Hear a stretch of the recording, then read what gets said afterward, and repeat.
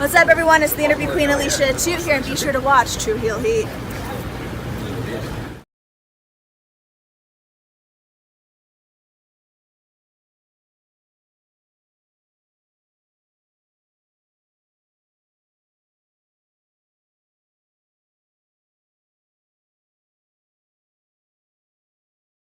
All right, hello, True Heel Heat. I'm the AEW World Champion MJF. Just in case you're deaf, dumb, blind, stupid, or since you listen to this podcast, or you're listening to True Heel Heat, and I apologize for that.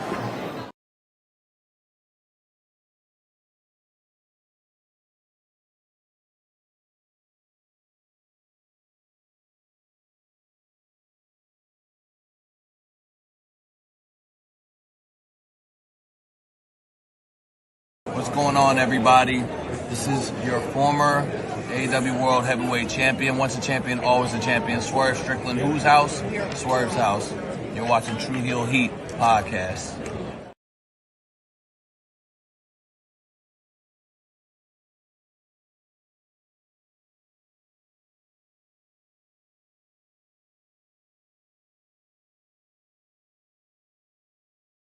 What's up, True Heel Heat? True Heel Heat. What's up? True Heel Heat. All hands is on me.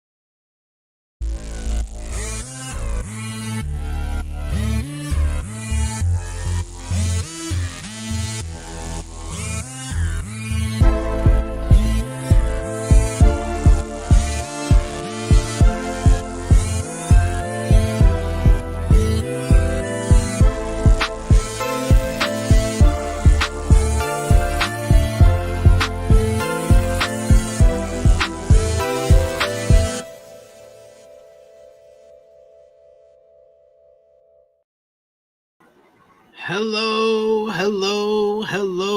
It is me, your True Heel Phenom, SP3. We are live on the True Heel Heat YouTube, Facebook, and Twitter for AEWramble 210.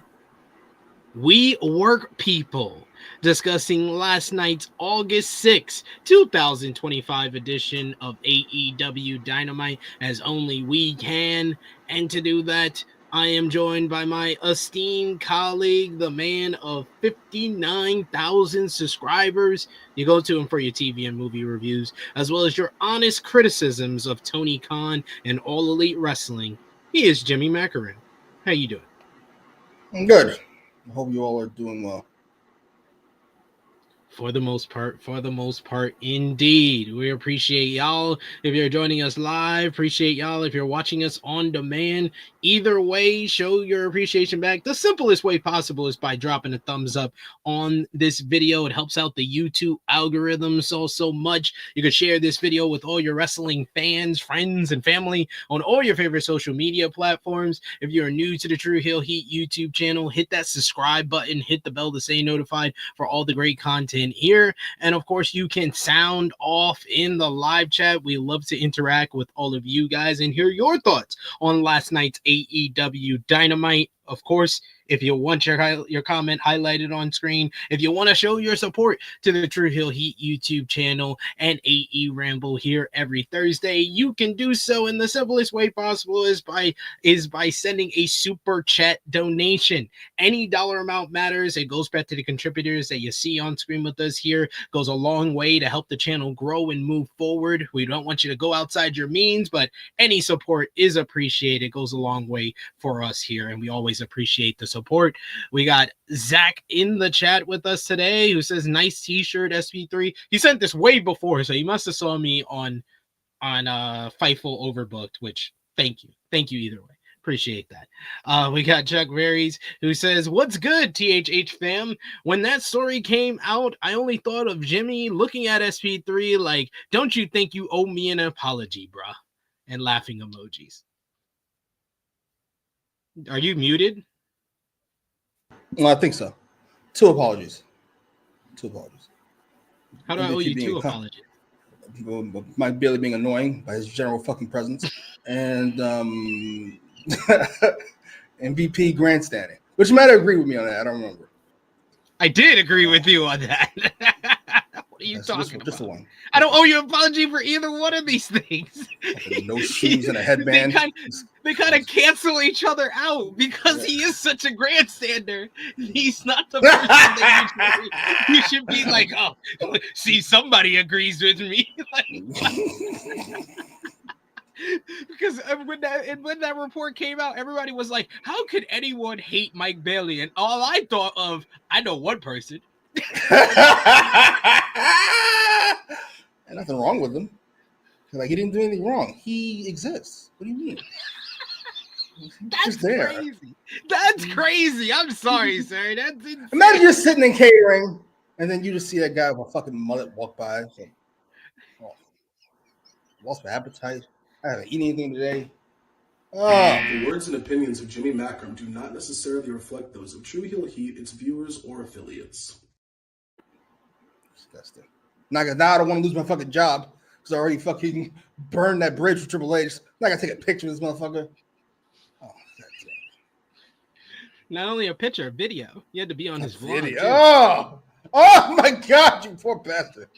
Oh, MVP. They cut out the part where he threw up. And it's that. Jesus Christ, this guy here. We got Hassan in the chat. Hassan Tier Show, who says salute. He says salute to the chat. You got some fire emojis here in the chat as well. We got Jimmy's favorite person in the chat. Frantic World is here, who says sup to SP3, Jimmy, and chat. We got one of our members of the channel, Gray Carter II, who says, what's good, everyone? Good to see you. We also got a super chat donation from our good brother, Chuck Berries. Thank you so much, Chuck Berries, for the support. So we're going to give you the mic so you can. Bitch, come on now. Oh my God, Shavon. What the hell is wrong with you? Chuck Berry says, ESPN, the worldwide leader in sports entertainment. Holy wow. Holy ooh. We got SP3. Oh, AEWA. Oh yeah, holy AEWA. That's right. It was on ESPN. SP3 and Jimmy, your thoughts, please. I'm not surprised. I think when they basically came together with UFC and created TKO. One of the first things that I talked about here on this channel was the fact that their media rights deal with Peacock was leaving. So when they joined up with when they signed the Netflix deal, I only assumed that they would put everything on Netflix. But this is more of the kind of my first thought when TKO was created was they were going to go the route of UFC and do something with ESPN. I think there's been a lot of confusion in regards to what this means. I think that a lot of people missed out on the part that if you have cable, you get free access to the ESPN new app. You don't have to pay an additional $30 surcharge. The $30 surge are for the app is for people who don't have cable, who don't have DirecTV, who don't have Hulu TV, who don't have YouTube TV. If you have any of those things that's connected to ESPN and you get ESPN that way, you get the app for free. But I think this is just the direction where WWE is going, and it's gonna give them some credibility within the sports world. What do you think? So it's like pay-per-view if you don't have it. Yeah. Gotcha. I think Disney and TKO is the perfect merger of corporate greed. I'm a little perfect. I couldn't have written up any better.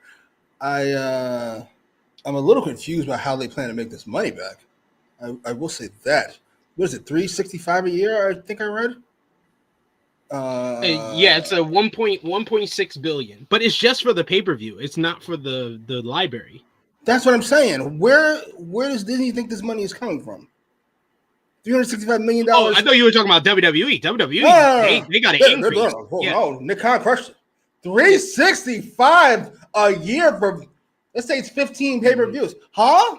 What? No, it's 12.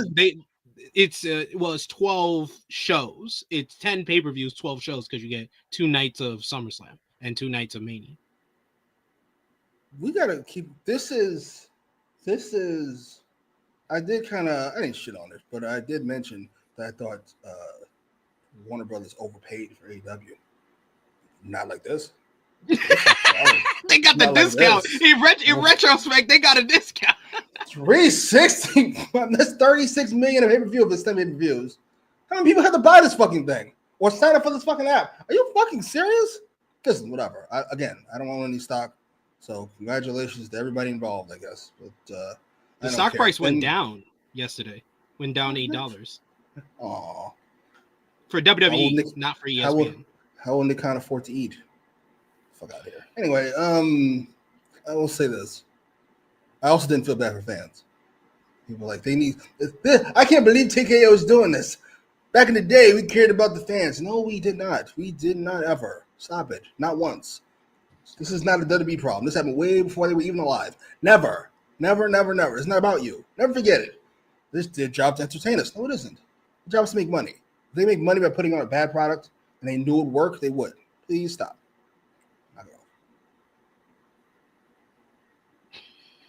Sorry. My fault. You can't stop watching wrestling. Can't stop watching men roll around the ground with each other. Get a job, fucking loser. Paying the count is fucking money. Enough. Or shut up. Stop whining. I won't be watching. I won't be watching. I'd spend $30 on a hooker before I spend $30 on a fucking Night of Champions. Suck my balls. The words and opinions of Jimmy Macram do not necessarily reflect those of True Heel Heat, its viewers, or affiliates. That was awesome. We got our boy Power Driver Finisher in the chat saying sup y'all, but he isn't happy. He says, is it me or is commentary getting worse? For Power Driver Finisher, I think that you pay attention to the commentary way more than I do. It's heinous though. It's fucking heinous. What happened? What match was that? Oh, that big kick out in the tag match. First thing out of fucking Tony Schiavone's mouth. I mean, look at the crowd. Why? What the fuck are you talking about? What does this have to do with anything? Good Lord. He can be replaced by a button. He has Alzheimer's or something. I don't know. Jesus fucking Christ. He can be replaced by a fucking button. Just press the button. Jesus Christ. Cliche number 9. Let me go for that one. Where the fuck is Ian? Yeah, it's been a few weeks since we had Ian. We miss you, Ian. Seriously. We got other Mikey who says that story coming out really taught me that people think people gotta like all their coworkers all the time. Yeah, no, you don't.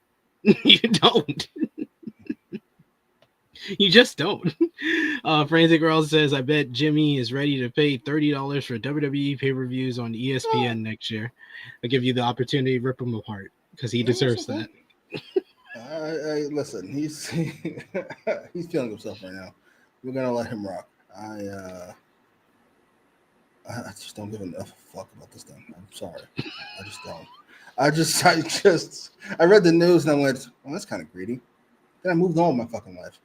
Yeah, that's how I saw so many people making this bigger deal than it was. Even my people from True Hill Heat, we got a group chat. It was like what was it? I think it was like nearly 11 p.m. Eastern. It was 4 a.m. for me, so my ass was asleep. I turned off the notifications, but they started having a whole conversation about it. And I'm just like, I saw the news. I saw it from somebody else. I retweeted it on the True Hill Heat's Twitter page, and I moved on. I didn't put out a tweet on my account. I was like, what am I gonna say? WWE and ESPN are working together. Oh, how greedy of them! All right, and now what? Fight the power. Give me your product for cheap. What? It's theirs. Fucking idiot. Knock it off. Don't watch it. Fucking loser. The other Mikey says they're putting the big ones on cable, and we're gonna have modern day ratings discourse on WrestleMania.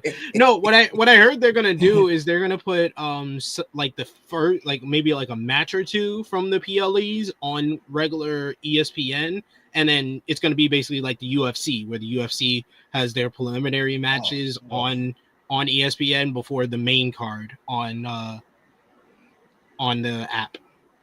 Thank God. You get to watch fucking one of the Tongas versus The Miz. And then we'll go into the pay-per-view. Enough. What is this? They used to do this with Sunday Night Heat. Right? Where you get a couple matches on Sunday Night Heat and then the pay-per-view starts. Yeah. I'm just so not interested. Sorry. Don't care. I think it's time for Triple H to promote himself. Or for Nick Khan to promote himself. Because he's got to get some new blood in there. That's the head of creative. Clearly does not give a fuck. Particularly about SmackDown. He is letting that thing fucking die a slow death. Like, what is going on there? Hey, Jimmy, before we get into the rest of these comments here, what did you think about SummerSlam from what you were able to watch? Night one was mid, for lack of a better word. Passable, I suppose. Punk and Gunther tore it up, as was to be expected. I'm sure that'll shut up the frantic worlds of the world from calling Punk washed up for at least another month and a half. This motherfucker's been washed and unwashed 6 times since he came back. It's insanity. Anyway, I do love the story of the matchup was Rocky IV. He finally watched the movie. That was really good. Night 2, I thought it was really good. And I try to keep it clean because wrestling fans really bother me. I'm not going to hold you. I think you said before, not me, maybe somebody else, who called me a contrarian. I'm not a contrarian. I just don't feel the need to harp on things we all agree on. Things we disagree on, I feel the need to harp about because you're wrong. We'll see. Night 2 was a great night. Finish was more annoying than anything else. You said what? I couldn't. More annoying than anything else. Yeah, I've been saying this all week. If the show ends with John Cena and Cody Rhodes raising their hand, I'm calling this the pay-per-view, the PLE of the year. Jesus, really? Yeah, because I thought the opener with Naomi, Rhea, and Io was great. I thought the TLC was spectacular with just absolute chaos and car crash. The real problem that I had with both nights is Triple H has gotten really bad at match placement. Like doing the TLC matchup, putting all the gimmick matches on one night, that was just... Yeah. What were you thinking? Like that would be my first reaction to him being like, "This the cards for both nights." I'll be like, shouldn't you put one of these, maybe the no DQ matchup on night 1, and then put the tag team, the women's tag team matchup on night 2, just to make it a little bit more balanced, because you're doing a TLC matchup into a match that has a table spot. So the fans are saying we want tables. The fans are still recovering from the car crash that they just saw, so they wound up doing the wave for half of the matchup, not caring, and Becky and Lyra out there killing themselves. And the zip tie spot, you don't need a 10-minute zip tie spot. You don't need that, especially if you're going to do a handcuff spot in the steel cage matchup. Like, what the fuck? Odd. And then the cage. Very odd. That's probably the worst match I've seen Jacob Fatu in WWE. Cage match just sucked. I think I got to figure out what I would do solo. I'm not sure what. He's too entertaining for me to get rid of him, but he's got to come down from the spot, I think, or at least use differently. Yeah, Solo and Karrion Kross are two guys that are just really entertaining until the bell rings, and then it's like my entertainment and my likability of these people goes down when the bell rings. And then what was after that? What was the second to last match on this show? Oh, Dominic and AJ, which was a nice palate cleanser. It was nothing. Yeah, not the most memorable matchup. It was just Eddie Guerrero spots, but it was at least better than the two previous the finish to Becky and Lyra. That was a good match. It just had an awful finish, and then the cage match sucked. So Dominic and AJ was fine in comparison. And then Cena and Cody gave us. I thought I rewatched it. I might put that ahead of Punk and Gunther because of the surprise factor of it all. I love that. All types of bonus points. That was a really great match. That was a really great fucking match. I was shocked. I don't know where that came from. Yeah, and then I thought the night was over. It was not over. Brock Lesnar decided to set my Twitter feed on fire. Good Lord, all these fucking think pieces. It's like I want to agree, but we're not. We have the same take, just not for the same reason, and it bothers me. What's your take? What's your reason that you don't like? We all seem to be in agreement that Brock Lesnar shouldn't come back. My reason is it's 2025. Fuck, I want to see Brock Lesnar. Fuck, I want to see Brock Lesnar. Are you serious? What is going on? Instead, I got all these fucking think pieces about nothing. When in actuality, if you would have stopped having a heart attack for a second, there's no legal reason for him not to be there. There actually isn't any more reason for him not to be there. The only reason you're not putting this for fucking public relations reasons, which I don't care about because I don't own any stock. I do watch, however, so I would like to not see him. No disrespect. Not interested. I love the fact that you don't want to see him, but it's not for any of the other reasons. No, don't care about that. He's not been legally implicated. If the text messages I'm reading are correct, he's not even morally implicated. What is the issue here? He's complicit. He's complicit. He is complicit what? Due to the allegations. Because he was going to take part. He just got too drunk to show up. He's going to take part, yeah. What is take part in what? Do you have any evidence he knows he's taking part in fucking... First of all, I'll be nice. I'm going to guess. Because the allegation is that he had her send the video of her urinating. So what? You never had a girl send pictures before? You're just not interested in somebody peeing. I'm not either, no disrespect. But, yeah. The words and opinions of Jimmy Macram do not necessarily reflect those of True Heel Heat, its viewers, or affiliates. I'm not being funny either. No more trying to be disrespectful. I'm asking a legitimate, maybe not to you. I don't want to get you in actual trouble. It's not a legitimate question, but a question to.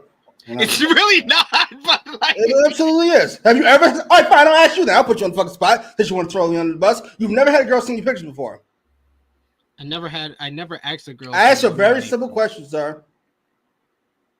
I never had a woman send me pictures as part of a contract negotiation. No. So what? She's a grown fucking. I'll be nice. This is getting. I'm annoyed. Yeah, I'm about to go off. I'm sick. The infantilization. Yes. See, manipulation. The infantilization of white women in this fucking country is jarring to me. I get more and more bothered by the fucking day. They treat this motherfucker. She's 18 years old. The fucking 40-year-old fuck. What can she do? She's just a kid. She's just 45. If you don't get the fuck out of my fucking face, enough of this now. The words and opinions of Jimmy Macram do not necessarily reflect those of True Heel Heat, its viewers, or affiliates. Completely fucking flipped. They treat our teenagers like adults. They treat these adults like they're 12. Enough of it. What are we doing? She was manipulated. She's an adult. There's people who join fucking cults. Oh my God, can you believe that? Yes, Brad's 50. He joined the cult. The fuck would you like me to do? Why is the cult leader in trouble because Brad's an idiot? I don't understand. Enough.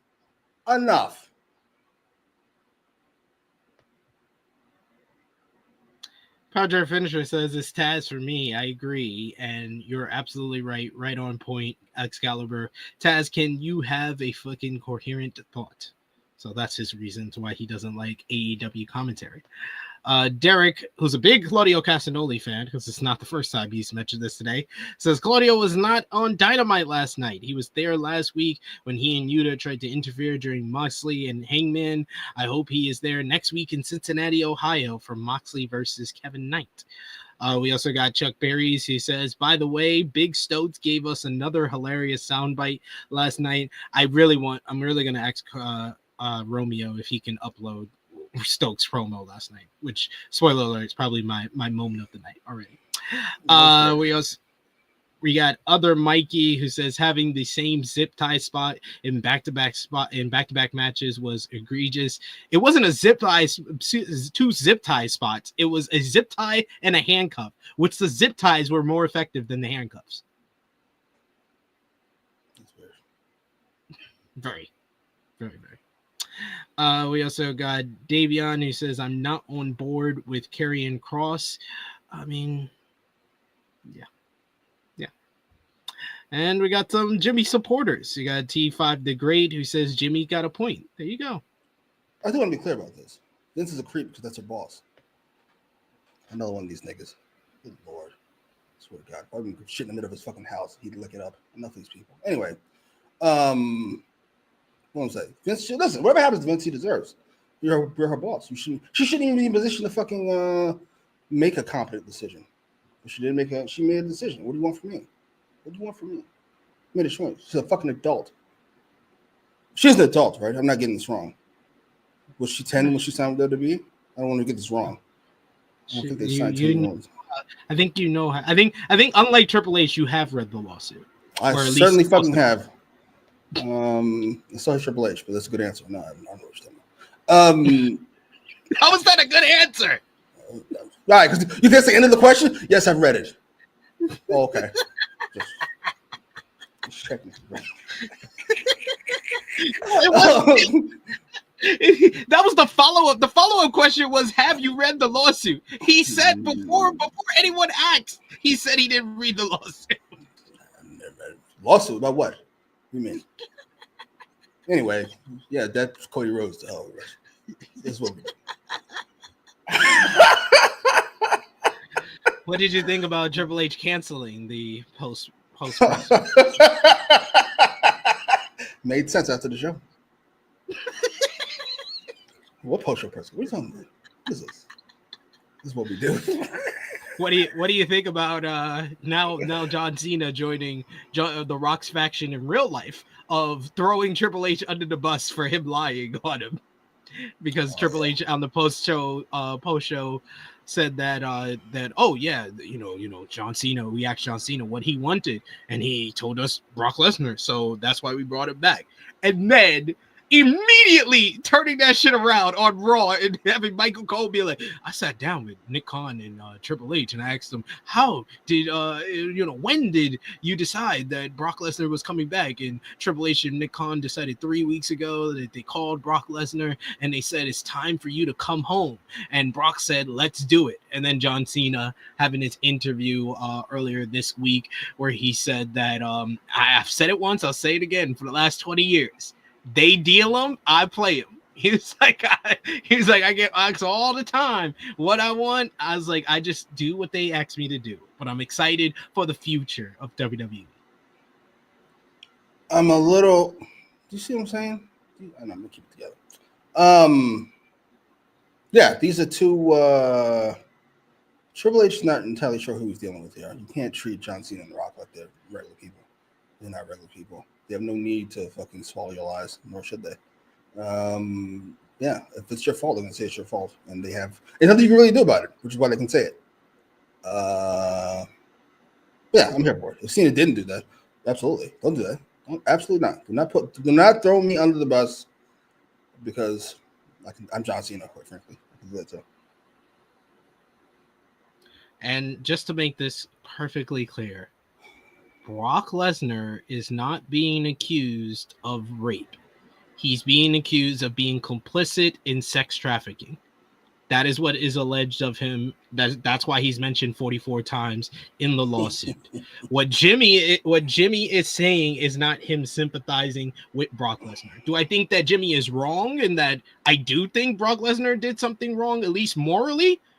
1,000%. I don't agree with him. But he is not being a rapist sympathizer because Brock Lesnar is not a rapist. That's not what's said in the lawsuit. Just want to put that out there, and I won't highlight any comments. I appreciate you. I won't. Maybe I'm not being clear, which happens a lot. I do get fired. I do want to be. Yes.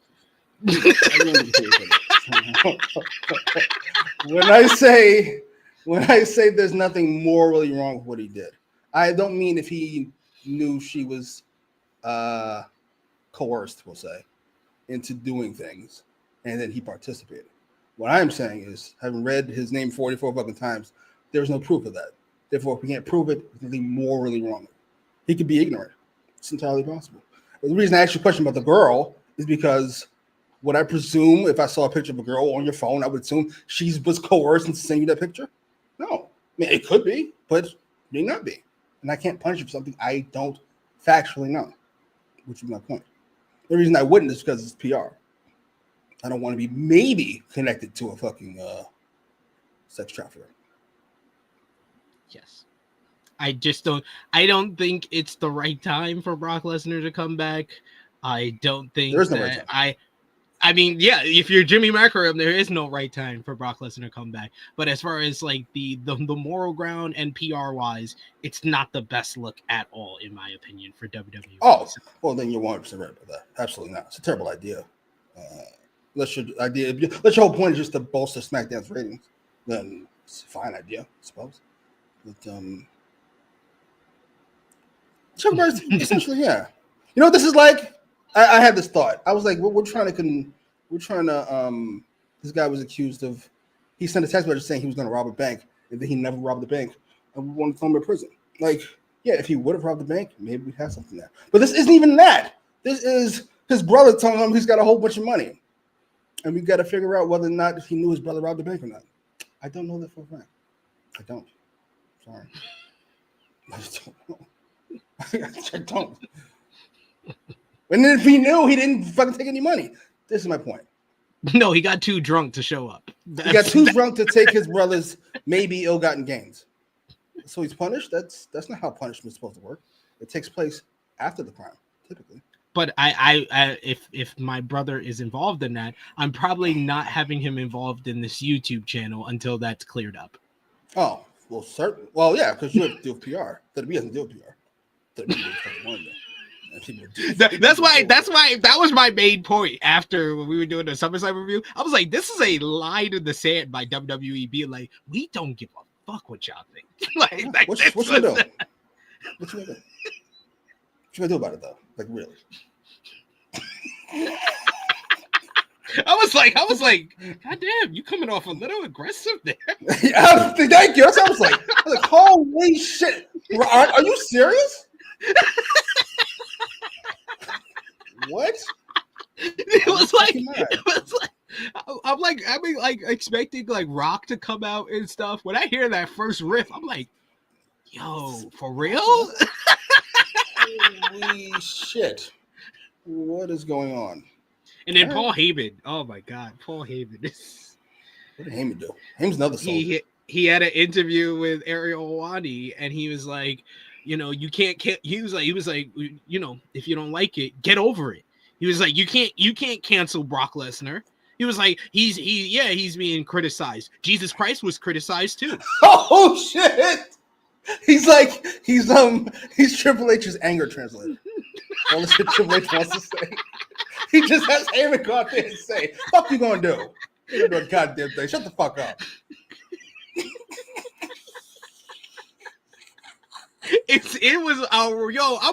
I literally never watch Ariel Helwani interviews, but like I was seeing the clips of him talking about like the Roman and stuff, and that was perfectly fine. It was nice to hear like his perspective of like how they went through the planning process. He went through all the steps that led to the triple threat at WrestleMania. He confirmed that it was originally supposed to be Roman and Seth, and then you know him coming back and bringing back CM Punk for War Games. He was like at one point we were like, oh, this Roman CM Punk dynamic. We like this. But then we figured out, it's probably better that because he was like, it was originally supposed to be Punk and Gunther at WrestleMania, but then we liked that vibe between Punk and Roman. So we was like, maybe it's Roman and Punk.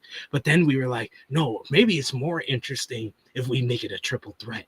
Because he was like, you got the dynamic between me and Roman Reigns. You got the dynamic between Roman and Seth, the Shield relationship. And I'm the man that brought the Shield in to protect CM Punk during his title reign in 2012. And then you got Punk, who's my best friend. Like he was under the layers. I was like, they shouldn't have even done the build that they did for WrestleMania 41. They should have just had Paul Heyman explain all the dynamics for 4 weeks. Absolutely. That sounds fantastic. Yeah, so he was great. I was watching it for that, and then it got to the Brock part, and I was like, oh my God. Once he was done with that, talking about the Brock thing, I was like, I gotta turn this off. That was wild. He said Jesus Christ was criticized. I do like how you just compared Brock Lesnar to Jesus Christ. What the hell is wrong with you? Yeah, damn right. Jesus Christ hung out with hookers. Oh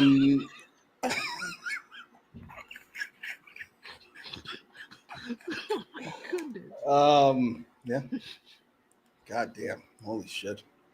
Yeah. They finally realized it. It finally hit them. It's like, oh shit. They was what Vince realized like 15 years ago, which is I can do whatever the fuck I want. Nobody will do anything. They can't. They can't turn away. Absolutely. Oh my goodness. T5's great. She can't. Oh, go ahead, read that, please.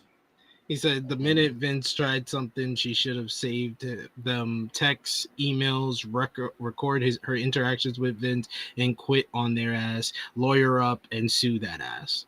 How could he? How could she? 15 years old. She doesn't know what to fucking do. Okay. Right. This is why I didn't want to read it. That I do want to say. That I do stand on, and you're all complicit, and it's gross.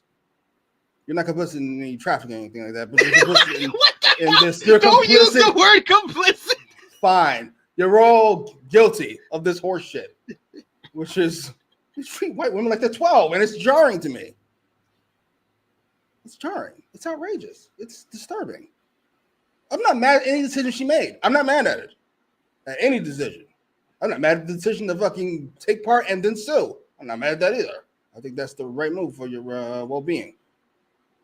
But this could destroy the fucking life. He absolutely could have. At least reputationally. Gotcha. Adult decisions. That's how that works. All right. So Jimmy, you want to sell drugs? Not sell drugs. Gonna sue the drug dealer? Are you fucking serious? You got me to take part in this conspiracy? Yes, you fucking grown ass motherfucker. Yes. Enough. Good Lord. Well, because I'm not trying to be a lawyer, frantic world. I have no clue if they're guilty or not. I know Vince is guilty. It just is what it is. Vince is guilty as fuck. So I definitely can represent Vince because I don't want to lie, but yeah, I don't want to be a lawyer. I'm here to tell the truth, whether you like it or not. Sorry. Let's talk about AEW Dynamite last night. It was from Cleveland, Ohio. What did you think about the crowd in Cleveland? I'm trying to think if I liked them or hated them. I think I might have hated them. No, they're pretty good. I'm not thinking about last week. Yeah, I like this crowd, even though it was back in a big building, which I think is always a mistake for them.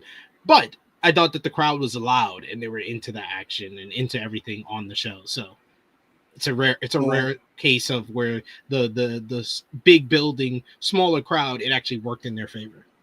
Yeah, I think they were happy to get to wrestling night in that building, in that previous building. 2 weeks. Yeah.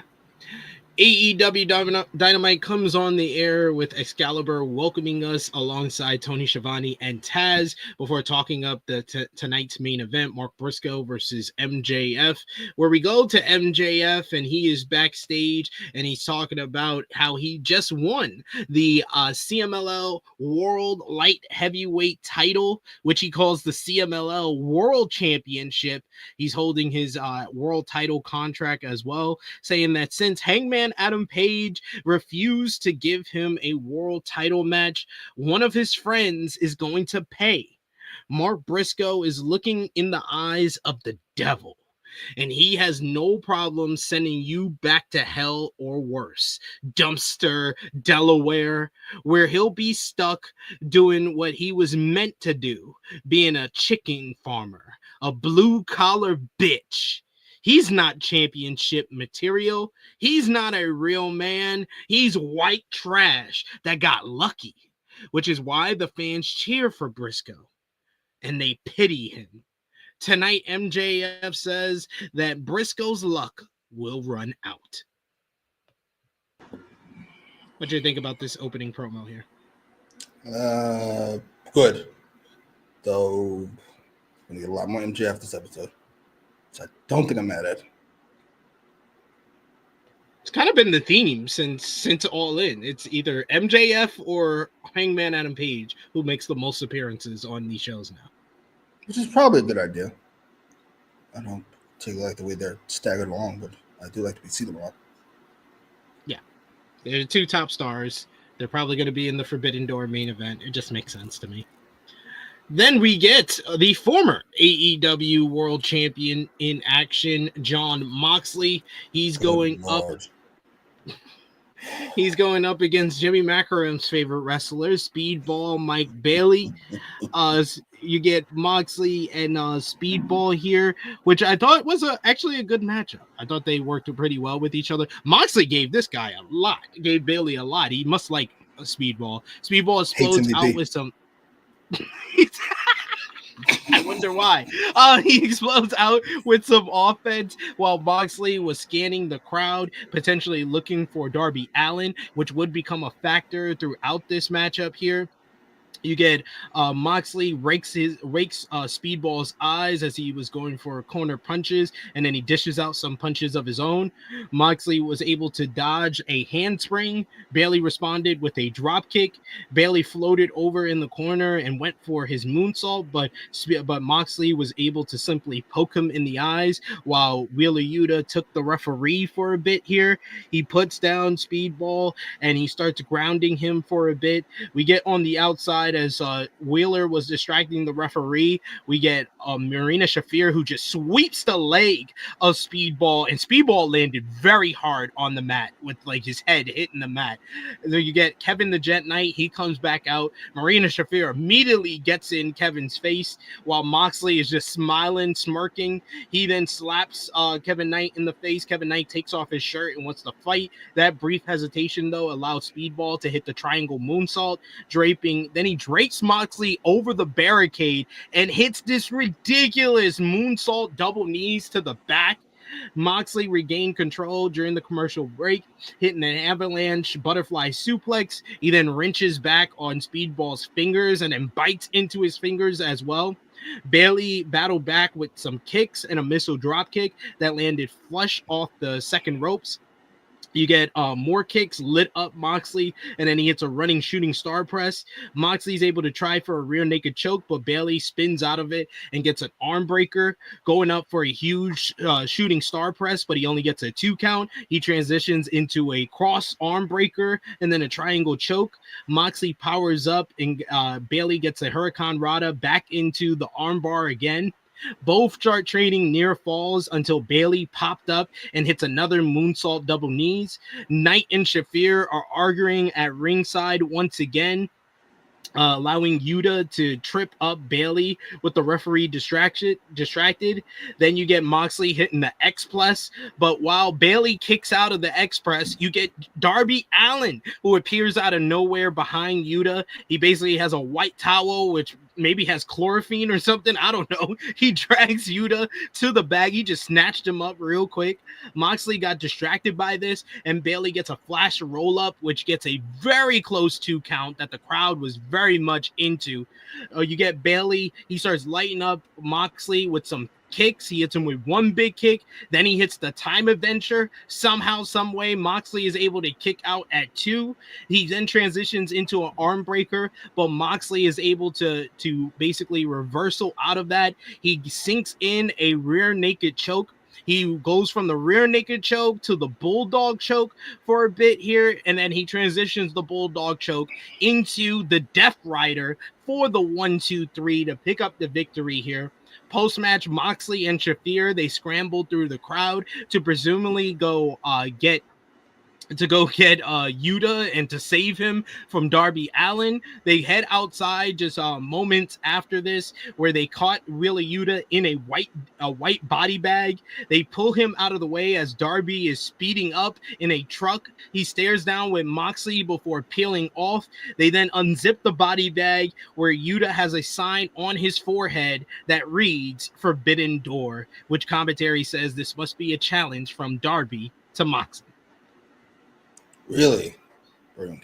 I thought this was a really good matchup. I thought they worked really well with one another. They had the crowd involved in this one as well. I like the near fall, especially towards the end on the surprise roll up. That got the crowd a bit because they thought that Speedball could pull off the upset here. So I think that's a good job by both men with that one. And Moxley winning in the end, it makes sense. The post match with Darby, I like Darby kidnapping Yuta because he just yokes him up like Yuta is a kid, which I know most of us already view him as a kid.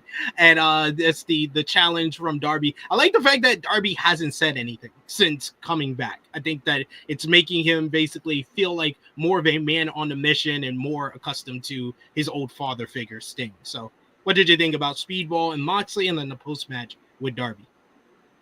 A very surprisingly good match to me. They work well together. Moxley gets to be the giant he always thinks he is, and Speedball gets to be fiery babyface. I must say, I've been impressed with Speedball's performances lately, which is this one, and there's a tag match he had recently I really enjoyed. The FTR one. I might not count. It's FTR.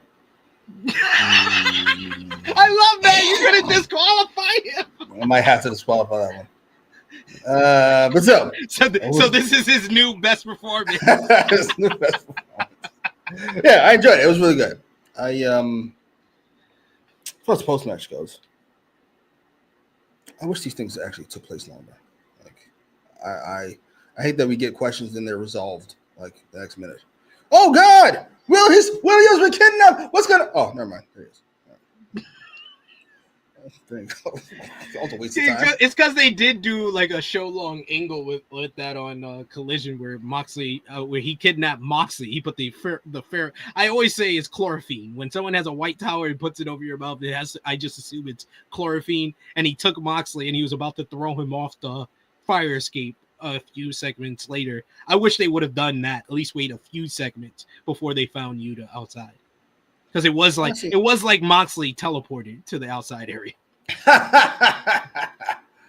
And he's got a match next week. Good lord. It's fucking John Moxley matches. What do with that? This one was good, but good lord. And the Hangman one was good. Who's next week though? Oh, Kevin Knight.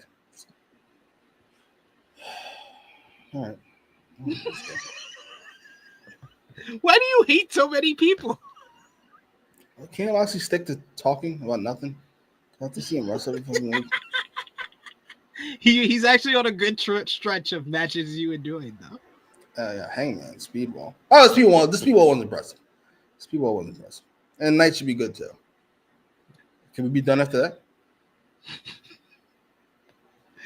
We got Big Man Dogs. He says there was a surreal 24-hour stretch where the Mark tried to manufacture a cancellation campaign against Hurt Syndicate, accusing them of allegedly refusing a 50-50 banger with a mid-carder a third of their size.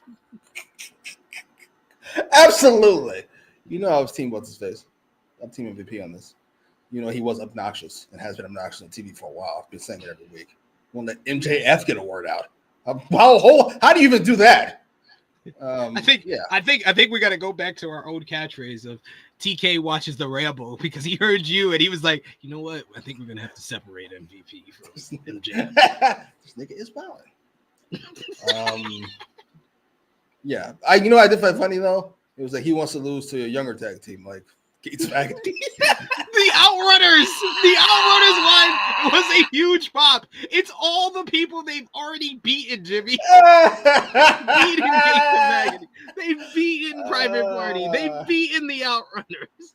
He's a top flight. Ironically, he's a top flight politician. He's like, yeah, we'll lose to them. And so, well, we kind of had you guys win already. I'm not sure if we can. All right, well, I'll try.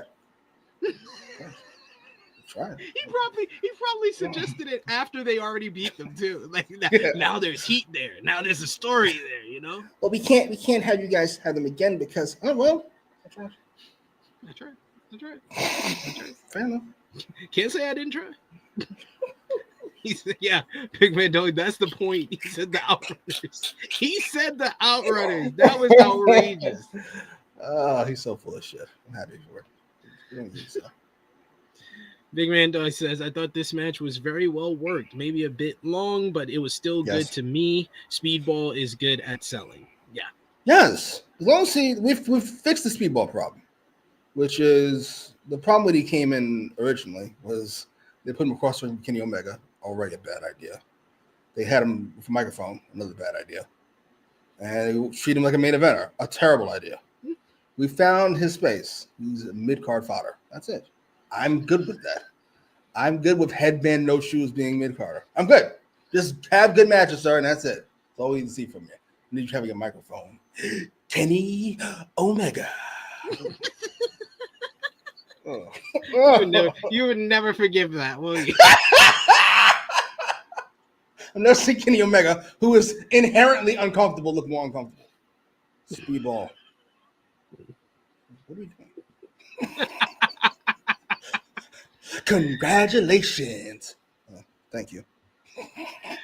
Renee Paquette is backstage with Timeless Tony Storm and Alex Windsor talking about the four-way TBS title qualifier tonight and the AEW Women's World Title match at Forbidden Door with Athena.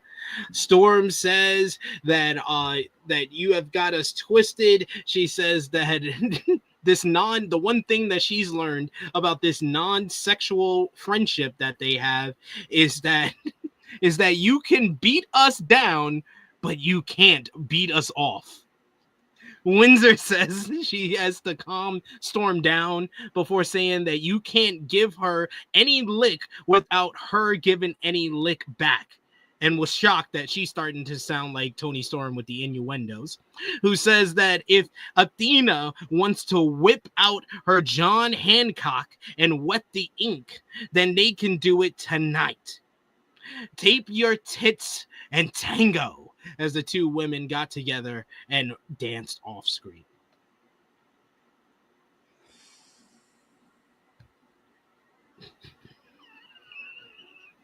I was like, this is everything that Jimmy hates about Tony Storm, but I loved it all. Looking like two monkey testicles. We got it. Run up your candy. Oh, we get it. Jesus Christ. But yeah, flanderized is a good way to put it. She's become one note. It's one note over and over again. If you like the note, you'll enjoy it. If you're over the notes, you won't. I'm over it. I love it. I don't know. She actually got Windsor to show some personality. I'm good with that. She doesn't need personality. She's fucking with Paul Ospreay. You don't need to do anything, but frankly. There's no way to have to win this fucking match. That's right. Hollywood's dead. Long live Hollywood. Fucking Jesus.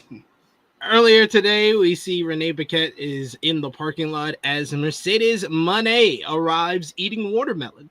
She steps out with all of her titles around her waist and on her arm. She tosses aside the watermelon, and Paquette complimented continuously about the all-in matchup between Moné and Tony Storm before Moné told Paquette not to be such a mark and walks off laughing. That leads into our four-way matchup to determine the AEW representative in the four-way matchup for the TBS Championship at Forbidden Door, as Alex Windsor versus Billy Starks versus Sky Blue faces Queen Aminata. or four women started off in the ring together. You get Blue found herself being ping-ponged between Aminata and Windsor for a bit, resulting in Blue screaming for them to stop, which she was unsuccessful at. Lisa Aminata eventually going at it with Windsor when she gives her the chocolate kisses. Excalibur says that she learned that at the Team Taz dojo, which absolutely broke Taz on commentary. Aminata was pulled from the ring for a bit before she was decked by Blue with a punk kick while on the apron. Blue swept out Aminata's legs and hit a spinning neck breaker off the apron. We got Windsor flew in with a somersault senton and got the crowd going, only to miss Starks flying off the top rope onto the pile with the senton of her own. Back from break, you get Aminata and Blue slugging it out in the ring as Blue threw a thrust kick and then tried for Cold Blue, but Windsor cut her off with a Blue Thunder Bomb. Then you get Starks broke up the cover with a face buster, only to get run into a pop-up power bomb by Windsor. We get a sharpshooter applied on Starks, but Aminata slowly booted Windsor to break it. Both women started charging up with some forearms repeatedly against each other. Then we just got an awkward ass moment in this matchup as I think it's Blue and Aminata are fighting on the outside with a chair that's set up. It looks like Blue is going to go for the Cold Blue, but she basically can't hit it, and then she throws herself into the steel chair, leaving Blue to just smash her own face in very awkwardly.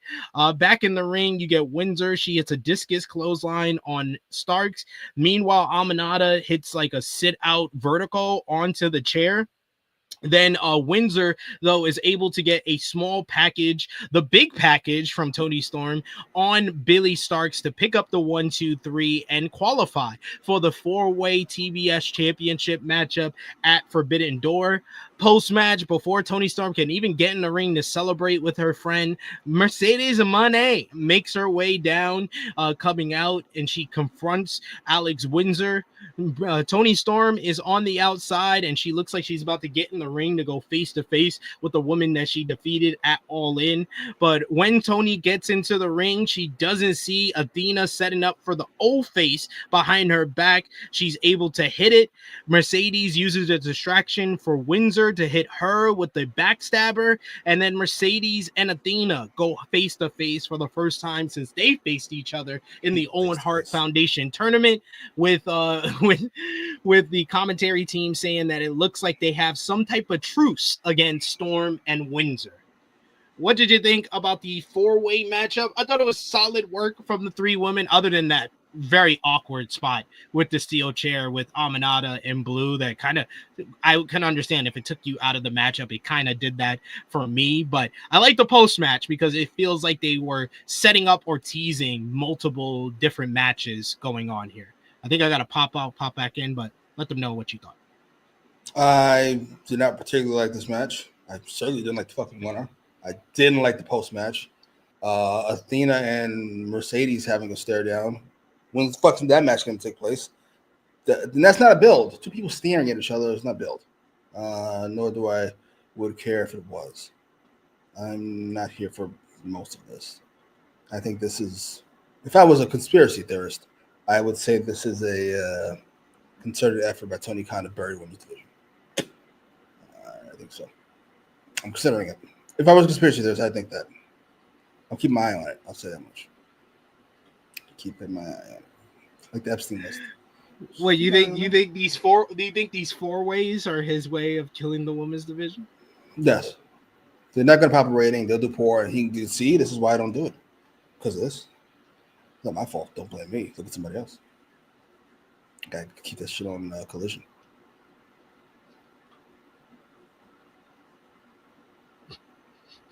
Considering it. I'm just considering it. You can't have Willow Statlander on your roster and then tell me these 4 women need to be in a match. I don't believe you. I just know. Yeah, that Cold Blue was just bad. She needs to switch up her finisher. Now she hasn't been able to hit it very well since she came back from injury. I don't know if it's close injury. What? A leg injury. She wasn't exactly fucking Bo Jackson beforehand either. Yeah, that could be an issue. Yeah, I think it's that. But yeah, just switch up your finisher. It doesn't work with even the Triangle of Madness thing anyway. Do like a submission or something. But yeah, that didn't look good. I like the matchup. Otherwise, I thought they had a couple of good sequences there. I thought Windsor looked good. I thought Billy Starks looked good. It was an off night. I thought for Aminata. Besides that, steel chair spot and Sky Blue. It's just I haven't seen good work for her. I haven't seen good work for her since she came back. Ever? No, I thought I've seen good Sky Blue matches in the past, but I just haven't seen her. The matches with Julia Hart before they joined up together were good. Really? You like those matches? Yeah. They're fine. That's what it is. The tag team matches with Julia Hart and Sky Blue versus Willow and Chris Statlander. Against who? Willow and Chris Statlander. Great match against Brett and Sean. How'd she pull that off? I don't know. Fantastic. It's crazy. I'm sorry. You ever heard this? I'm sure you heard the saying: if you have four, or you have two quarterbacks, you don't have one. If you have four people in a match, you probably don't have two that put on the match by themselves. I'm sorry. No disrespect. I think the match would have been better if it was Windsor and Billy Starks. They were actually good in this matchup. Sure. We got a super chat donation from Gordon Windfalls. Thank you so much, Gordon, for the support. We appreciate that. So we're going to give you one of our favorites. I'm serious. I'm not going to sit back and take this fucking shit. WWE fans. WWE makes pay-per-views $30. And then they do nothing. I'm not going to sit back and take this fucking shit. Me and my friend Mark. We're going to what? What are they going to do? Oh, express our displeasure. Gordon says, just played Sprunky. Tell Jeremy you have to start with the sunshine, not the hat beat. Starts happy without the scary eyes. 5-star game of the year. Laughing emoji. Yes, me and Jeremy played Sprunky on In the Weeds earlier today because that's my daughter got a dress for the Sprunky game that she only knows from YouTube. She's never played the game. That was the funniest part because we got her to play the game the second half of the show, which she had a ball. She was so happy. No, she liked it. Yeah. She didn't like it. She doesn't care about anything scary. She's not easily scared. No, that's good. We don't want her to say this is bollocks. Whatever people say over there. Will you stop? This is bollocks, Dad. It's not my child. What happened? Swapped my child. Goddamn Democrats. What the hell? Swapped my child. Oh man, you're ridiculous. You're ridiculous. Did I ask you about what you thought about Triple H with Trump last week? Yes. Oh no, maybe. Oh, you might ask me about it, but not on the show. Again, wrestling fans are hilarious people. And ironically, they get that from wrestlers in general. I saw Triple H interview where he was talking about Shawn Michaels yelling at him backstage.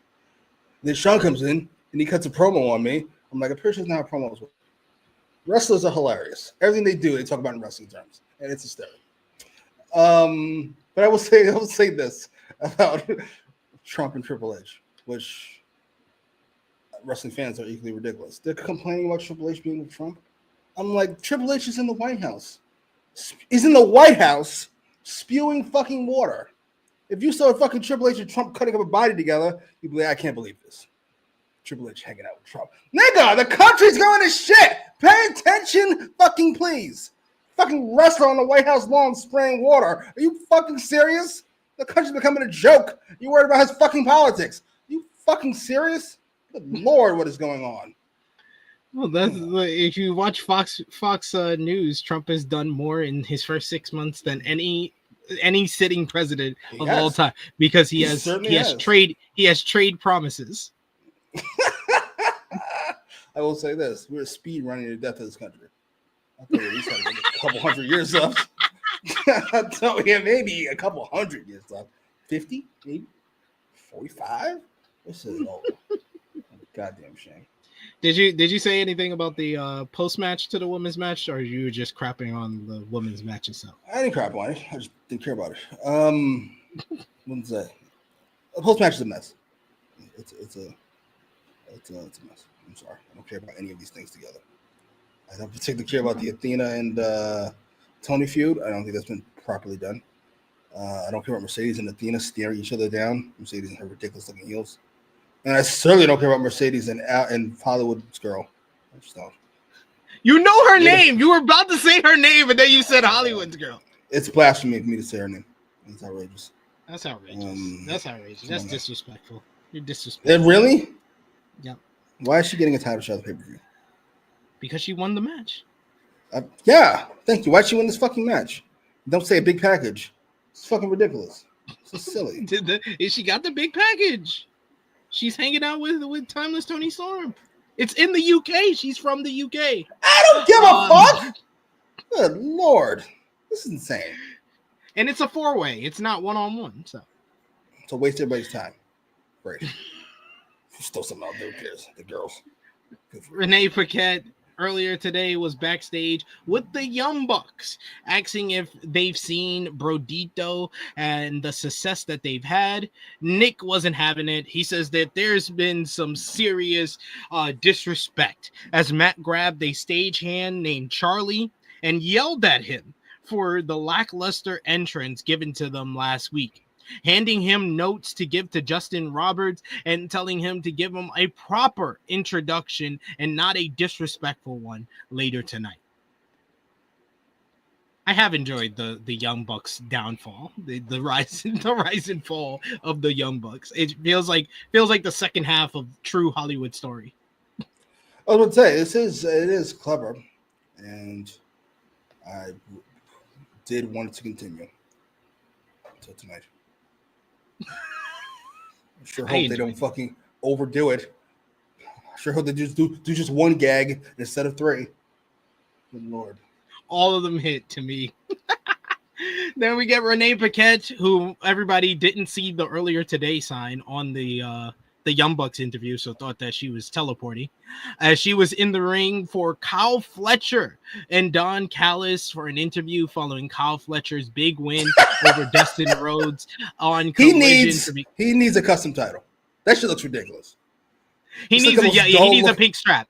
He needs a pink strap. This is the most dull looking belt ever compared with his actual outfit he's wearing.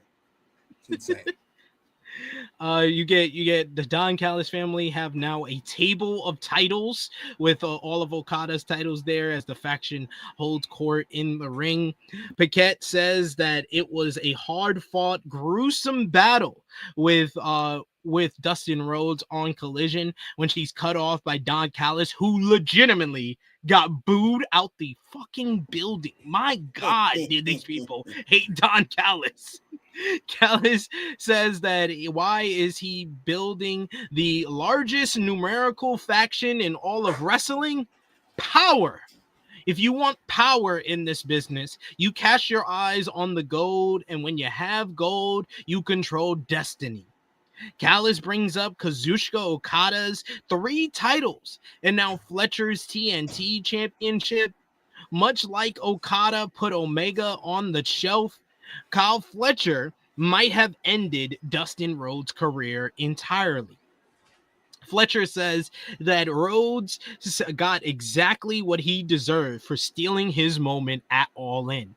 A 60-year-old man doesn't deserve to be in the ring with the proto-star. He's not the only favorite he's put on the shelf. Who knows if we'll ever see Adam Cole again? That actually got some heat for Kyle Fletcher here. Fletcher says that he fulfilled his destiny by winning the TNT title, and now it's about legacy. Callis says that he knows Fletcher will be the greatest TNT champion of all time, and he spent the last 2 days slaving away, and he can still feel the paint under his fingertips as Fletcher wants to see it. Does he want to see it badly? Do you want me to whip it out?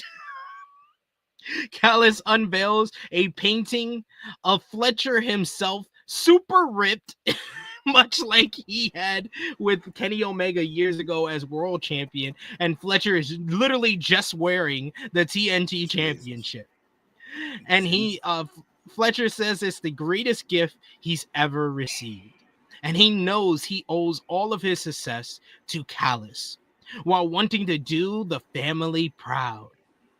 Fletcher says that his first defense will be this Saturday on Collision, and he says that he will be TNT champion for a very, very, very, very long time. Fletcher and Callis, they hug it out ahead in front of this painting. My God, the painting popped me because I was like, you knew it was gonna be some ridiculous shit, because this is what Callis does. Like we've seen it multiple times with all the different paintings that he's had in the past, and even the Last Supper painting for the original Don Callis family members, and then he does it again here, which it popped me. I will say I did belly laugh at all of this. It was announced later in the show that Kyle Fletcher will defend the TNT championship this Saturday on Collision against Tomohiro Ishii, which is more of a Forbidden Door matchup than anything on the card so far. So I will give them credit for that. What did you think about Kyle Fletcher and Don Callis' promo, the painting, and what did you think? When was this match announced? Later in the show. Jesus, they couldn't even wait a whole hour before they reminded us that this is the European Championship.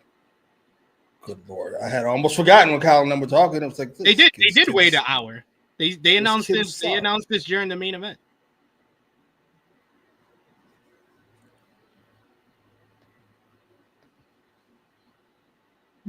Couldn't wait an hour and 5 minutes. What did you think? They decided to fucking make us remind us it's the European Championship.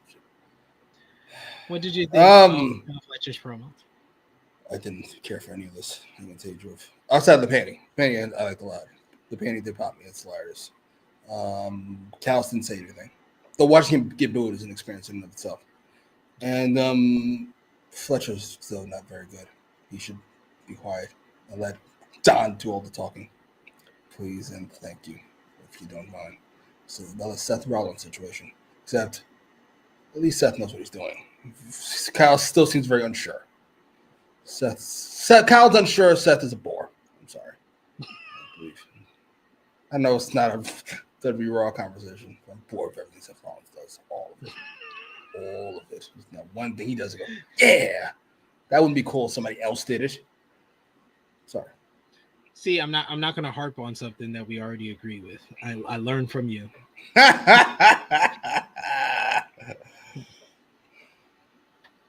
I enjoyed Fletcher's promo here because he does. I agree with the Big Man does. He comes off both weird and creepy and very annoying. He has a very grating voice. It's kind of like Jericho in his first heel run in WWE in that way, where he has like that grating voice that kind of drags different syllables out and it gets under your skin a bit. I like that from Kyle Fletcher, and his ridiculous outfits and the glasses pop me in this promo here. Oh, so you would what? You guys all over the place. What? So you liked it? I'm confused. Yeah, I liked it. I heard the glass. I liked his outfit. And the glasses pop. I like his outfit, and I like this promo. I like the fact that he comes off as an annoying, braggadocious heel. Braggadocious? He talks like this. It's not braggadocious. I won't say what you sound like. I don't get in trouble. But you sound ridiculous. We'll say that's the R word I'll use. He's ridiculous. Australian. He's Australian. Explains quite a bit. That's just his accent. Explains the other R word. We got Davion who says Kyle Fletcher is awesome. Can't wait to see this title reign. Match yes, good. I also agree with this. Don Callis does have like a fucking football team at this point. He explained why he was building the biggest numerical, which is the way to put it. Yes, that popped me too. He's like, why do you think I'm building the most numerically biggest faction in wrestling? I was like, you just care about numbers? Okay, cool. All right, we'll say that. That explains it. Jeez. All right, so first we had a setup, and then we had this was the setup for what would be the best segment on this show. The setup was Alicia Toot was backstage with Adam Copeland, who said that he didn't, she asked him about what Christian Cage had to say, and he says he didn't know how to take Christian Cage's non-apology last week, as it's clear that Christian has learned nothing. Cope says that he has his hands full with Nick, Kip, and Shayna, while Cope has his hands full with FTR and Stokely as well.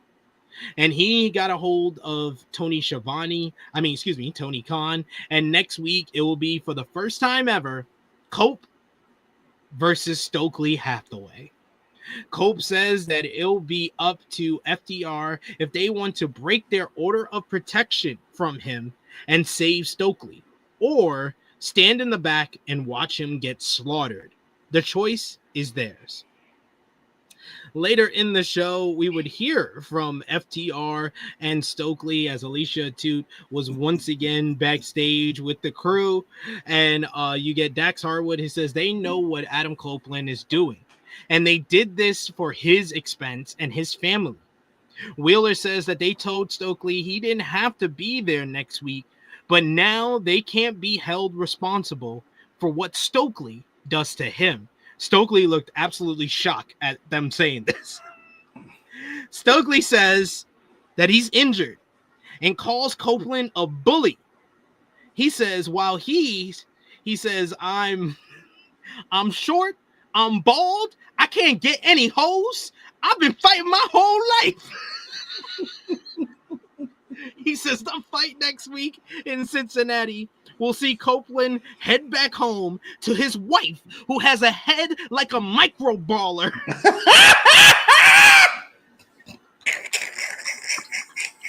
And future juvenile delinquent kids, and tell them that Big Stoke pinned him in the ring just like that.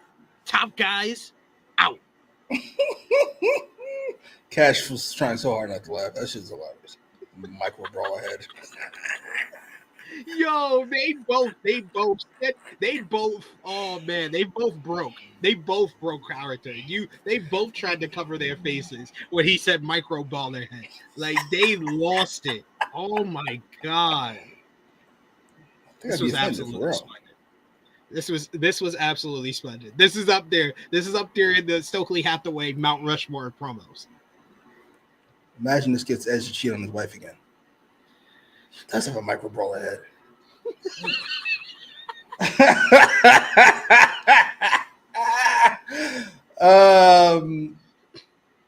It's weird. I'll be nice. I'll keep it together. Yeah, I gotta be honest. Since he joined FTR, I don't think I've popped anything Stokely's done. Welcome back, sir. Welcome back. It took a minute.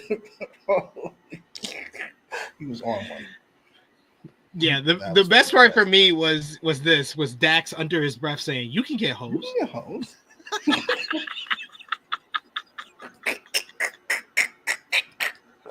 Oh, it was fucking splendid. God damn. Yeah. You raggedy bitch. You raggedy bitch. You so raggedy bitch. He's got a bunch of them. A champion that smells like Burger King and Newports. Soka's on. He be going for it. Holy shit. He got this. But don't push me. That's Tupac. I hope he doesn't get in too much trouble. We know Edge is on the sensitive side. Yes. That's what everybody was thinking. Like he went too far with that one. Hey, maybe he'll just pay for it in the ring. Yeah, just fuck him up for real. I wouldn't mind that. Gordon says we all need friends like that. You know. You can get hoes. It sounded like he was concerned. Like, nah, you can get hoes. Don't worry. Freaking G Lug says best part of the show. LOL. I said this was my segment of the night. Spoiler alert for later. This was the most I laughed all night. Yeah, Stokes gonna be with Ricky in NXT next month. Yeah, let's say Ricky got in trouble for doing that shit. Call that nigga bug eye. That nigga actually didn't forget that shit. Oh, man. You even talk about his fucking wife. You fucking micro bra head is crazy. What? It is insane. It's insane to even think, but to say it, oh my god. He's in so much trouble. What do you think's gonna happen in the match next week with Stokes and Cope? I would care a lot more if he didn't take a spear already. Like, good Lord. It makes Cope seem like the heel in this. Like if he didn't spear him that first week, if it was just he kept missing the spear and he would hit security guards with it until he gets the matchup with him, that would make more sense story wise. Yeah. I assume he'll get like 2 minutes. I was gonna say maybe he'll get 2 minutes and FTR jumps in, but I'm pretty sure I watched Billy Gunn beat up Jay White for 10 minutes. So I'm gonna say Edge beats up Stoke for 10 minutes. This is gonna be egregious. I hope not. It's gonna be egregiously long. I hope not. Please, dear Lord. Dear Lord, please don't do this. Please don't do this. Next up, we got the Young Bucks versus Brodido in the AEW World Tag Team Title Eliminator Semifinals. Brodido coming out one by one, and then the Young Bucks, they come out and they had their traditional theme song and video wall, but the big screen just goes up by like 1 foot and they have to crawl under it. Justin Roberts literally reads the message that they gave him word for word, saying exclamation mark and comma and question mark before one huge boom set off and almost made the Bucks deaf as they had a poof of pyro smoke went off. Then you get keyboard theme music with basically it's the Young Bucks theme, but it sounds like a ringtone. And they also get their nameplate that says Max and Jeremy. Shout outs to Generation Me, which Taz and Excalibur said was some inside baseball. Matt and Nick rushed King on the apron to begin the matchup. This led to them trying to take control of things, but Bandito was able to meet both men with the tornillo to the outside. The crowd started chanting jobbers at the Bucks. King tagged in and quickly mowed down over the Bucks before assisting Bandito with a huge moonsault onto both of them outside. Both Young Bucks were sat on a chair against the ring post, against the guardrail, and you get Brody, who it's a big cross body onto both men before we get him to raise a sign that says Young Bucks are jobbers. And then we go back from commercial break. Nick flew in with the springboard Hurricane Rana on King before sending Bandito crashing outside. We get risky business on Brody, who kicked out as Nick continued to keep the big man down in their corner. Assisted sliced bread and then a running big boot got a near fall. The Matt wanted more bang for your buck, but collapsed with the weight of King on his back. King fired up some forearms and started coming back at the Bucks. King hits a big slam and catches Nick, flattens him in midair as Bandito made the tag. Nick hits a slingshot face buster on Bandito and comeback moonsault to the floor onto King. Once again, Nick Jackson was on fire in this matchup. I thought Matt was good as well. The Bucks followed up with an assisted swanton for a 2 count. King was low bridge after making the save, and then Matt hits a blockbuster onto the floor on Brody, while Nick hits an Escalera off the top rope down to Bandito to the floor. The Bucks continue their assault after a commercial break. We get them in the ring. They try to go for the BTE EVP trigger, but they have no idea what to call it anymore, causing enough of a delay for Bandito to dodge it and make the hot tag to King. King starts running wild. We get a huge double corner cannonball until King floated over in the corner and hits a somersault senton off the apron onto both Bucks. A wild double team saw King use the ropes to give Bandito extra height on a springboard. I've never seen this where he used the second rope and basically bounce it up as Bandito's doing a somersault dive to the outside. You get Matt, who has to run up to catch Bandito on this because he thought that he was going to get more height than he did. Back inside, Bandito connects with a huge frog splash on Nick. He then hits a Cazadora. Well, he goes for the Cazadora slam, but Nick is able to get his knees up.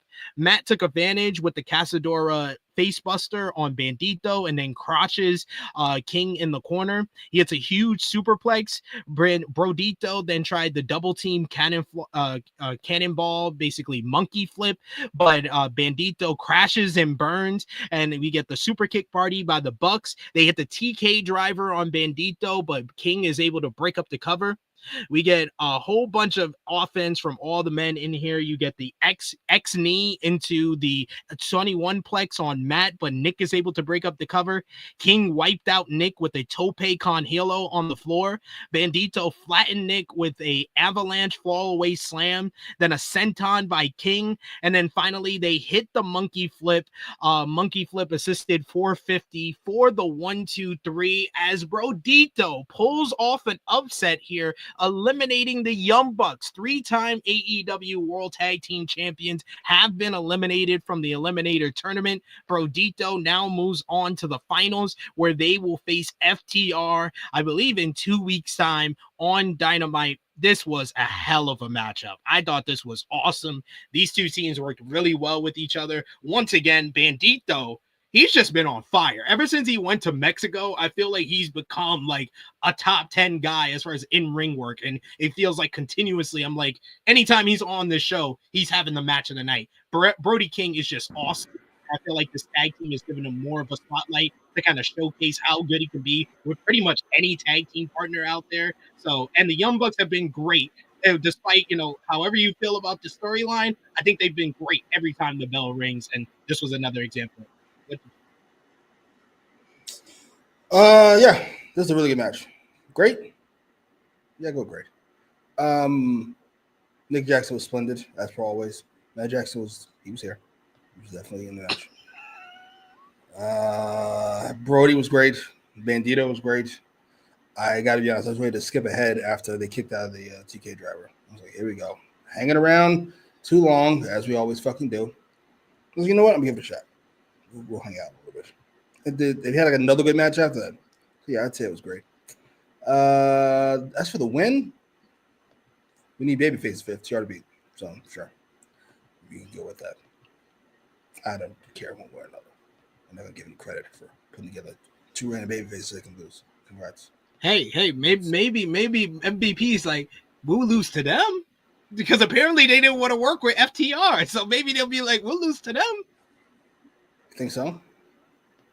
I think we have a better chance of them saying we have a better chance than them because apparently they don't want to lose to FTR. That's they turned down losing the tag team titles to FTR.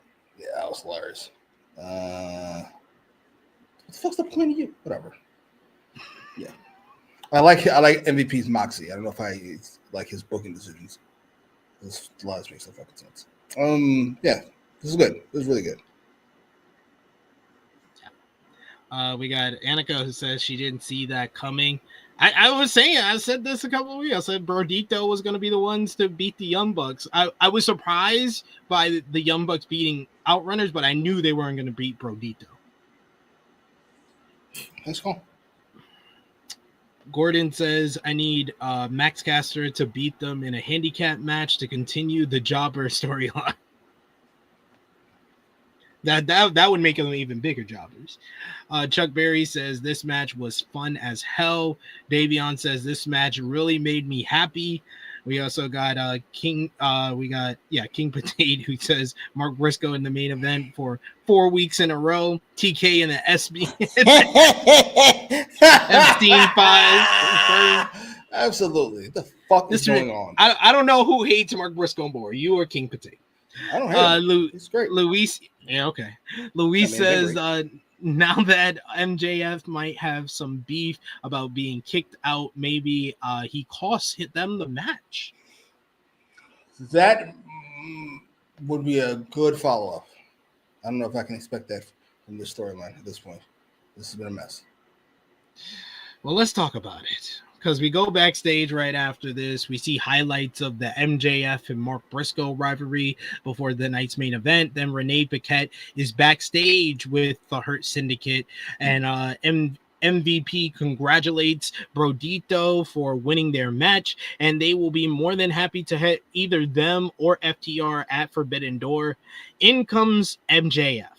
Lashley and Shelton, they walk out. As he says that MVP has known him since he was 18 years old. He says that they go way back and they don't need Shelton and Bob. They can win the AEW World title together. MVP says that MJF just doesn't get it. They hurt people.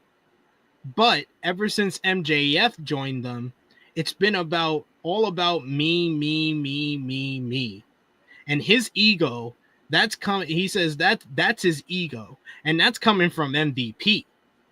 He looks him straight in the eye, and he says that he has to join the rest of the crew and give him the thumbs down.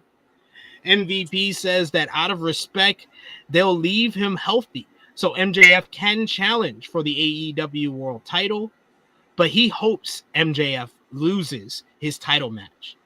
He's like, why? He said, I thought it wasn't personal. It's just business. He says, no. Because if he wins, that means Bobby Lashley will be coming after him. And MVP doesn't want that. He says, because if that happens, it's not business. It is personal. He walks off and MJF has, for another week, tells the camera to get the hell up out of his face. I think this was the best of the three scenes with each member giving him the thumbs down. Okay. But like it feels like this is like the third chapter of a story that just started in April, which is kind of weird because I expect the chapters in wrestling to be a little bit longer, and they've gone through 3 chapters of a story in like 4 months. Yeah, my guess is I don't have any inside information like SRS or something like this. My guess would be that Montel and Maxwell couldn't come to a reasonable agreement on how this should go forward. So they split amicably because this feels like not even kind of the right idea. Like you said, it felt like we skipped over quite a few chapters to get to this point. I don't understand. The person just realized MJF is selfish. What? Wasn't the whole point of not having them in immediately? What is going on? Good Lord. It was literally that he was selfish and that he only thinks about himself. Now it turns out that he's selfish. He only thinks about himself. I've been there, though. I mean, it's not impossible. That girls dump me because I was arrogant or an asshole or things like this. Like, I sprung it on him. Yeah, I don't know what to do with this. And that last one was a world title, something he showed no interest in God knows how long. Whatever, sure. At least they're going back to that because that was what he originally said he was coming for when he first got here. But yeah,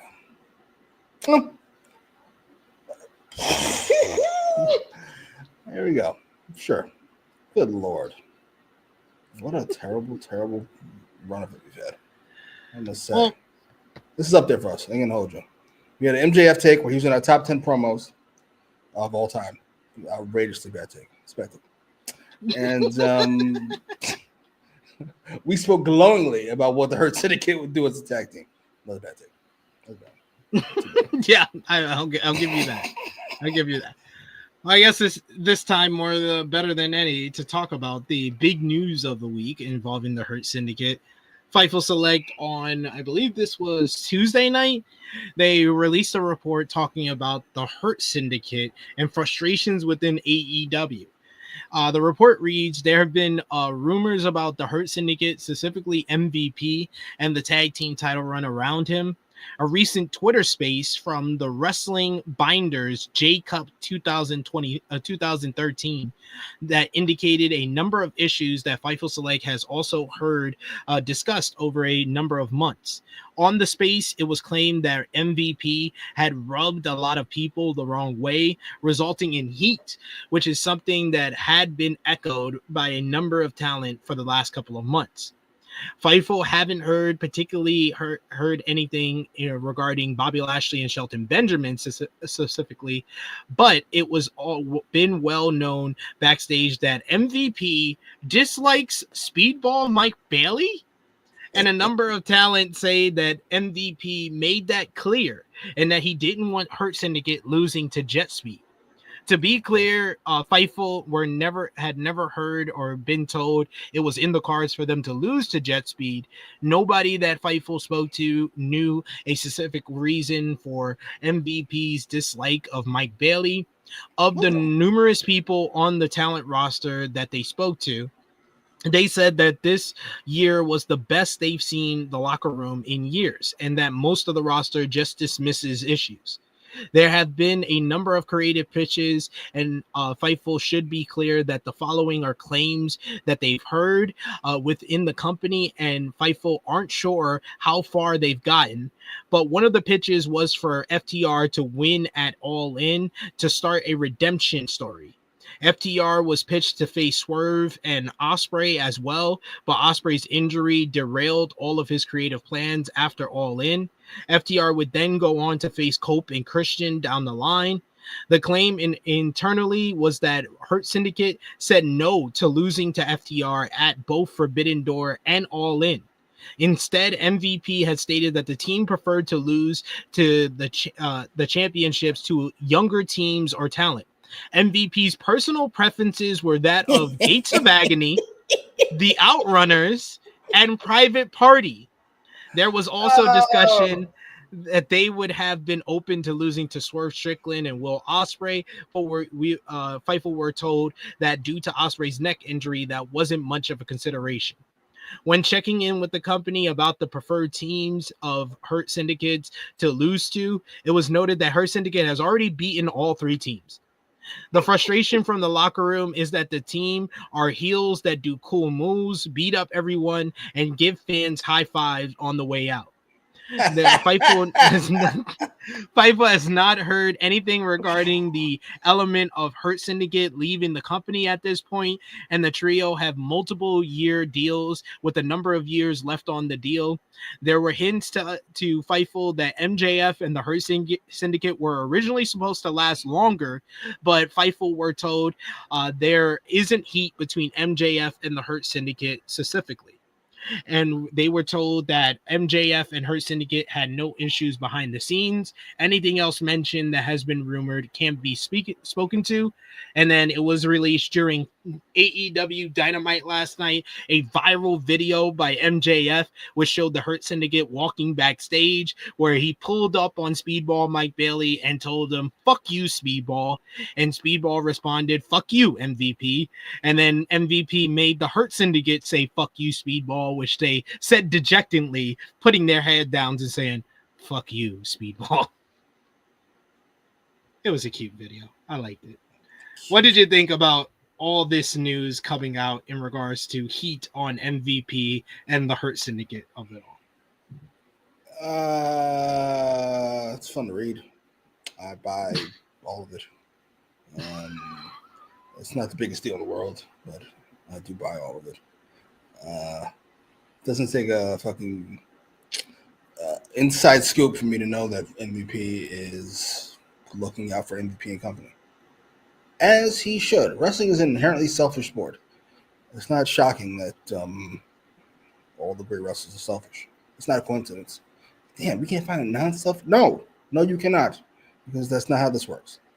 As far as the Speedball stuff, who cares?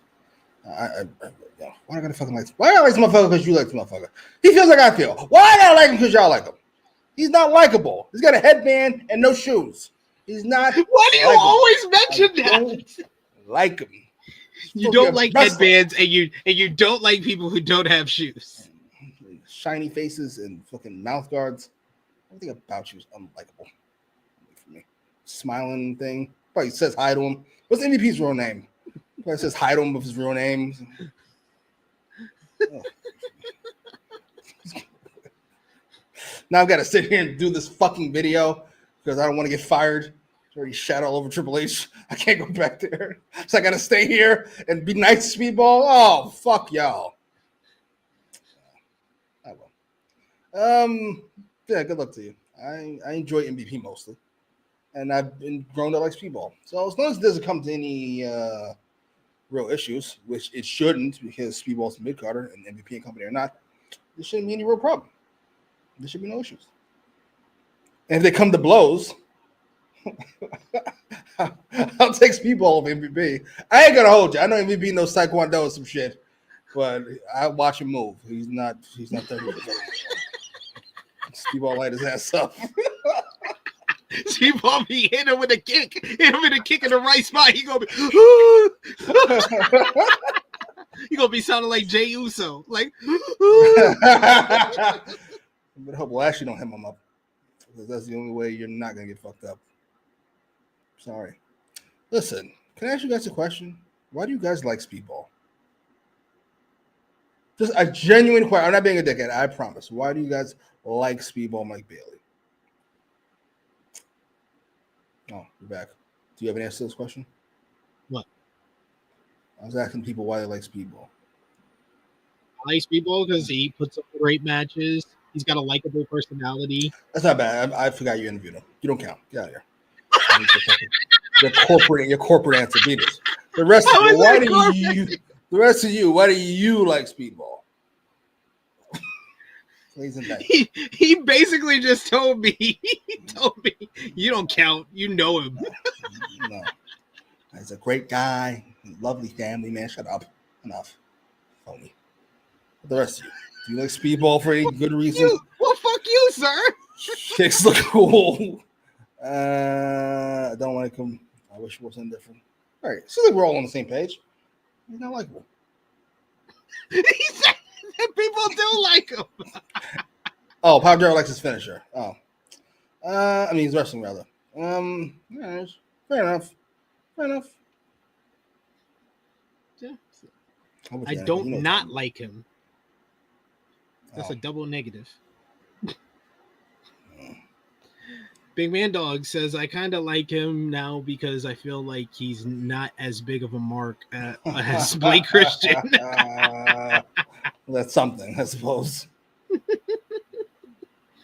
We got a super chat donation from our good brother Gordon here once again. Thank you so much, Gordon, for the support.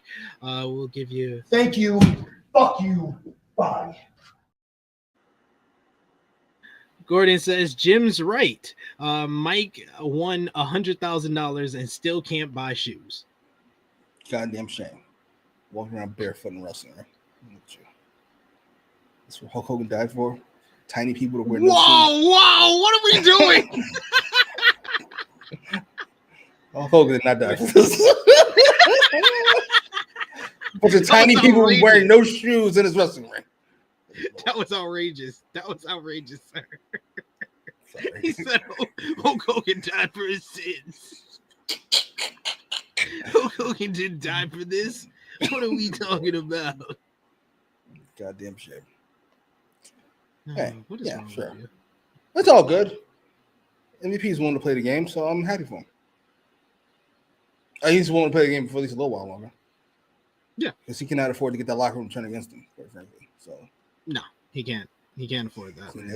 Clean this shit up quick. Yep. He was like, come here, kid. Let's nip this. He was like, well, why don't we nip this in the bud real quick? You saw the Fight for Report. We got to do something online real quick. But I like the AEW of a year ago. They would have done this on like TV. The AEW of 2 years ago and 3 years ago, they would have let this gone on way too long and not addressed it. So I prefer this AEW than the AEW from the past 3 years. I will say I do like their recent approach. Like, we didn't have any Brock Lesnar fucking comments or $30 comments on fucking Dynamite or anything like this. We're running our thing here, running our ship, as you should. And you have the better show. So keep doing that. Yeah. I don't know.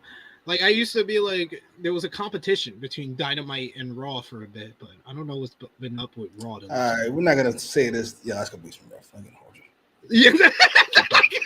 I'm not. I sound like I. You know me. I talk to you every week, sir. Here, and I've always been very supportive of Monday Night Raw. Monday Night Raw has been where it's at, especially in compare. Still, even though I haven't liked the last couple of weeks, it's still 100% better than SmackDown. Don't get me wrong, but it hasn't been on the level it was like a month or two ago. True. I don't know what to do about it. I can't even quite pinpoint a real issue. Well, I can pinpoint one real issue. Seth Rollins is number one.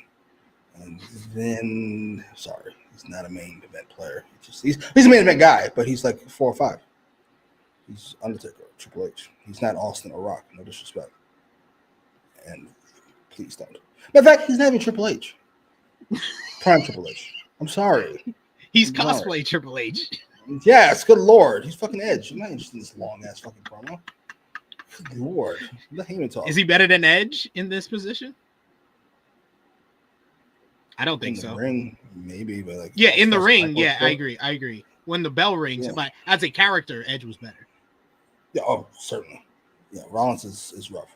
Rollins should be closer to you know what I really liked what Rollins did? You all fucking ran over me when I said it because you got distracted by the characters involved. But his fucking Las Vegas WrestleMania snapping with Roman and The Rock, where he's like, you can't do what you want. You just can't come here and do what you want. I thought that was the best Seth Rollins ever. Mainly because I believed what he said. I don't believe anything he's done since. Not one thing. Not one. Babyface heel, none of it. Good Lord. Unlike his wife, I believe everything she does. She's fucking fantastic. Yeah, I will always defend Becky Lynch. I can't defend her husband. I've been trying to promote to her that she should teach a class to her husband to teach him how. He's got one of the best heels, one of the greatest female talkers, and greatest female wrestler in WWE history in his household. He's standing next to one of the greatest, if not the greatest, promo of all time. How is he this bad? It's jarring. It's stunning. Yeah, it's stunning. It's stunning to me that he's this bad. I don't believe anything you do. Anything you do. You've been drugged down fucking Heyman and LA Knight in that fucking segment. LA Knight's stumbling over himself. Heyman's a bore. What is going on here? It's the Seth Rollins effect. I won't front though. Paul Heyman had the light of the night. The tribal thief with his shoe of follow. That was funny. I will say this. You know what else it is? You know what else I got to keep thinking about Seth. He drags down unintentionally Braun Breaker, who's forced to stay in here and be stoic in this ugly suit he's got instead of a nut like he was the week before. Like it's just bad. It felt like they missed out on an opportunity during that segment on Monday when Seth says the only people that knew was Becky and Heyman. They should have done a shot. They should have done a shot of Breaker, like just doing something small, but something like looking over at him like trash. Just give me a moment. Just tease like how they did. Go back, man. They got the whole highlight package on YouTube of the week to week how they did Triple H and Batista. They did that shit for like 6 months. 6 months, week to week. And they did a little something every week to build up to WrestleMania before we even get to the thumbs up, thumbs down segment. Like they did it each week. And you can do it now longer because like Triple H always says, oh, I'm all about long-term storytelling. Paul Heyman in his interview with Ariel Wani, oh, we're all about setting up for the next WrestleMania and the WrestleMania after that. Then do the little things that you need to do. And that's something that you can do that sets up WrestleMania for next year or WrestleMania for the year after, but they just miss on a lot of the opportunity. And like even with the whole John Cena thing, like I said this the other day on Rated Raw Review, or I think I said it on In the Weeds or one of these places, but I was like, it felt like to me, they missed the right opportunity to do the heel turn and to do the babyface turn. The right spot to do the heel turn, despite me feeling like the heel turn was great and it was near perfect. The right opportunity to do the heel turn, though, was at WrestleMania. It wasn't at Elimination Chamber, and then he's going to be off for 2 weeks after that, and then you're only going to do 3-week build before you get to WrestleMania. The right spot to do it is at WrestleMania, because that's where it would have been more impactful, and we would have had something that actually was a highlight for the rest of the year in that matchup. And the right opportunity to do the babyface turn was in the match at SummerSlam, not on the Friday before SummerSlam. I agree with the last part. How can you do it at WrestleMania? Rock's not there. You can leave the Rock look like a fucking idiot. You don't need. You have the Rock look like a fucking idiot at an Elimination Chamber. That doesn't make it past what's called desk. What's the guy's name? What's his writer's name? Ed Kotsky. Oh no, Brian Guerrero. It's not making it past Brian Guerrero's desk. And then the Rock stands here looking stupid. That's Rock. It's John Cena and Cody hug. Yeah, no, thank you. Hard pass. Pass it.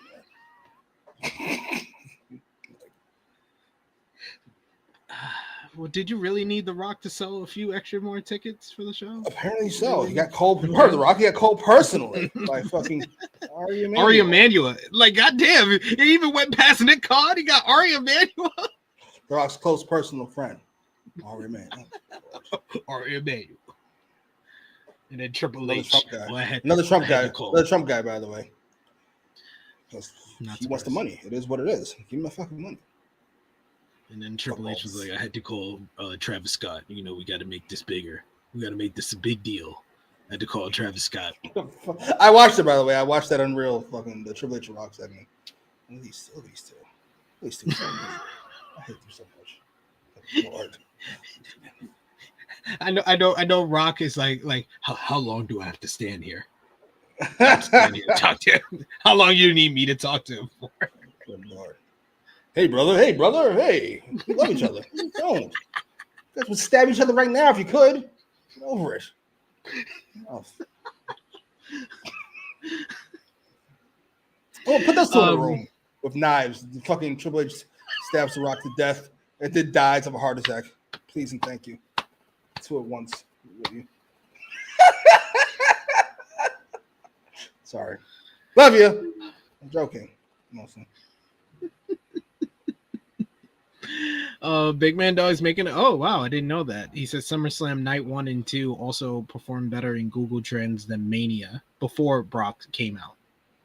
Oh yeah, I would imagine it fucking blew out the water once Brock came out. Yeah, definitely. That's interesting. Yeah, I was saying interesting, but yeah, it is kind of sad too. Yeah. All right. Next up, we get Swerve Strickland coming out to talk to Renee Paquette about his upcoming matchup for the AEW Unified Championship coming up at the O2 Arena in London, England at AEW Forbidden Door.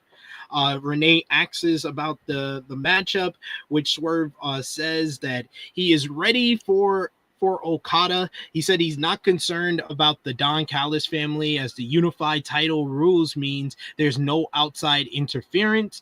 He says that he's worried about the fact that that he has done this before with Don Callis in somebody else's corner. Last year at Forbidden Door, he had to put down a good friend at Forbidden Door in Will Ospreay. So what does Okada think Swerve will do to him?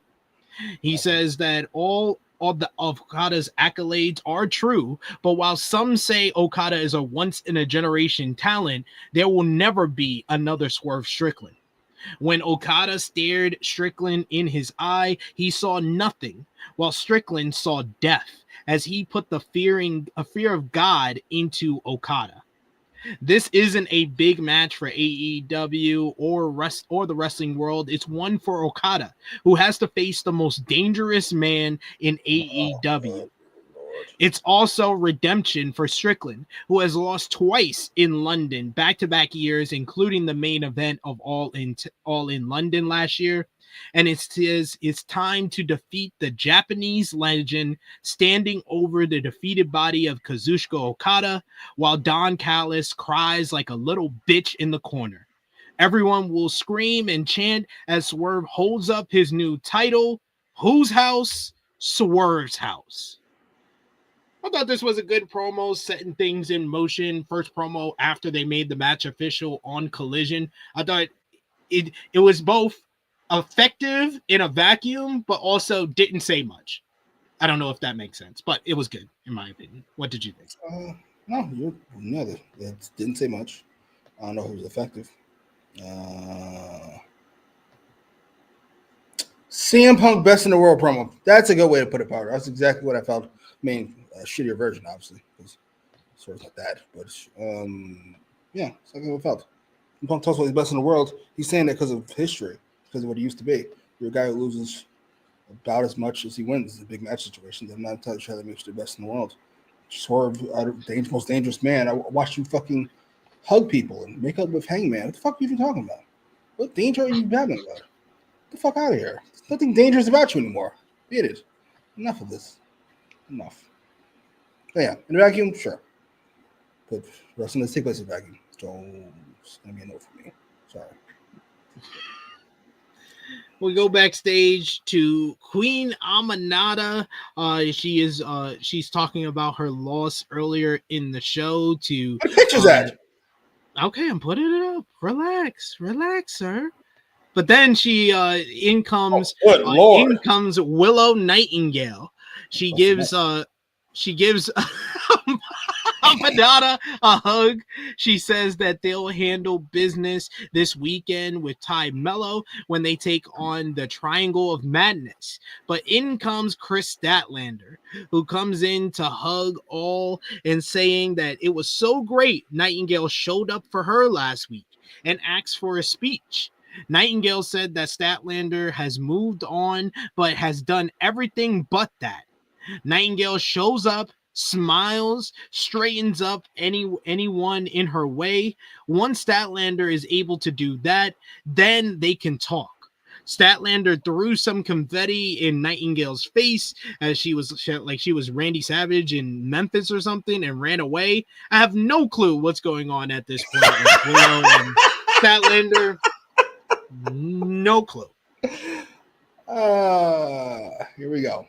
Take 8 on the Chris Statlander project. I'm sorry. At some point, you guys have to call this shit what it is. I love Statlander. I love looking at her, most importantly. But she's fantastic in the ring. That's about it. This is the female 8-Town Down Under.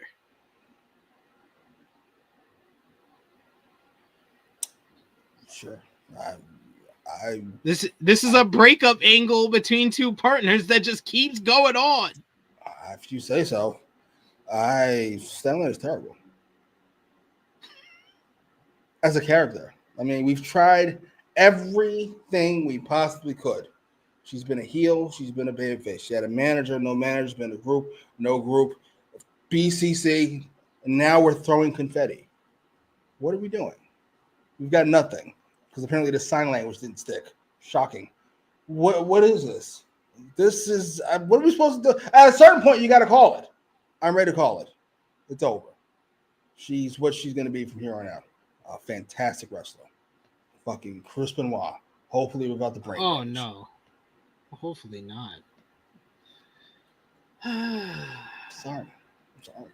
And this is probably this whole thing was put together. This whole thing was a mess. She's talking to Queen Aminata. Then Willow comes in. It's supposed to be friendly, I assume. Aside the fact you interrupted my fucking interview, which is wild. And spoke more than me. Right? Then here comes fucking Statlander. She's being fucking weird. What is going on? This is a mess.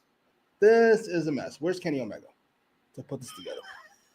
We need Kenny Omega to book the woman again. Please take the pen. Lord. Nobody came out of here looking good. No. I mean, they all looked great, but you know what I mean. This was like the most off of all the segments for me on the show, but still, it was much better than Christian Cage promo last week. So,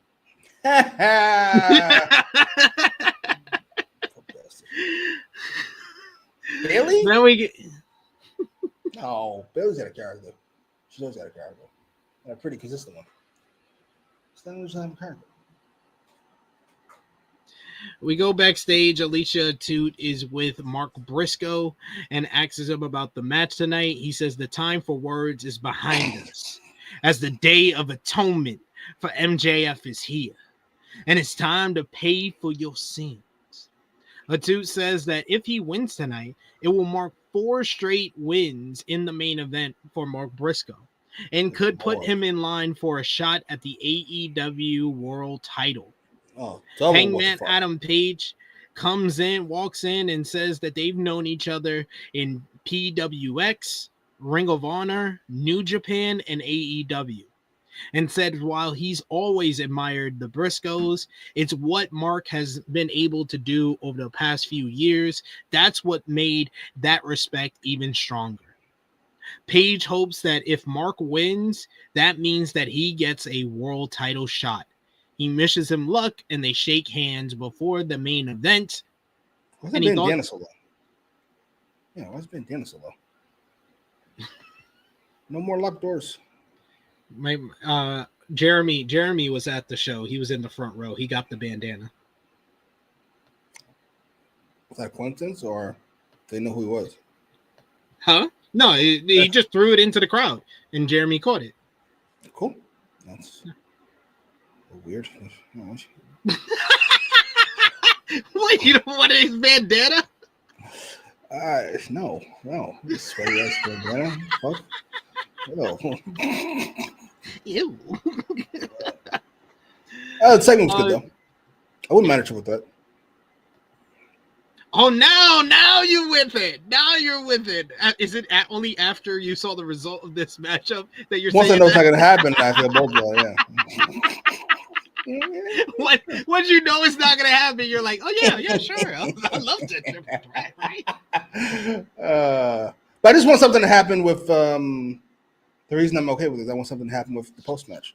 Well, the finish of the match, exactly, with Hangman, with Mark Briscoe's situation. Yeah, despite the finish of the matchup, I can see a scenario where Hangman, because the whole story has been that MJF wants a shot without using his contract. So I would, if Hangman is still on his trying to be one step ahead of MJF, he should go. If you want a match without using your contract, it has to be a 3-way. That'd be fine. Not exactly the brightest thing in the world for Hangman to do, but his character's not the smartest motherfucker in the world either. No. And at least I have faith in him to make him sound like a fighting champion that he wants to give Mark Briscoe an opportunity. Yeah. He's not concerned about Mark Briscoe.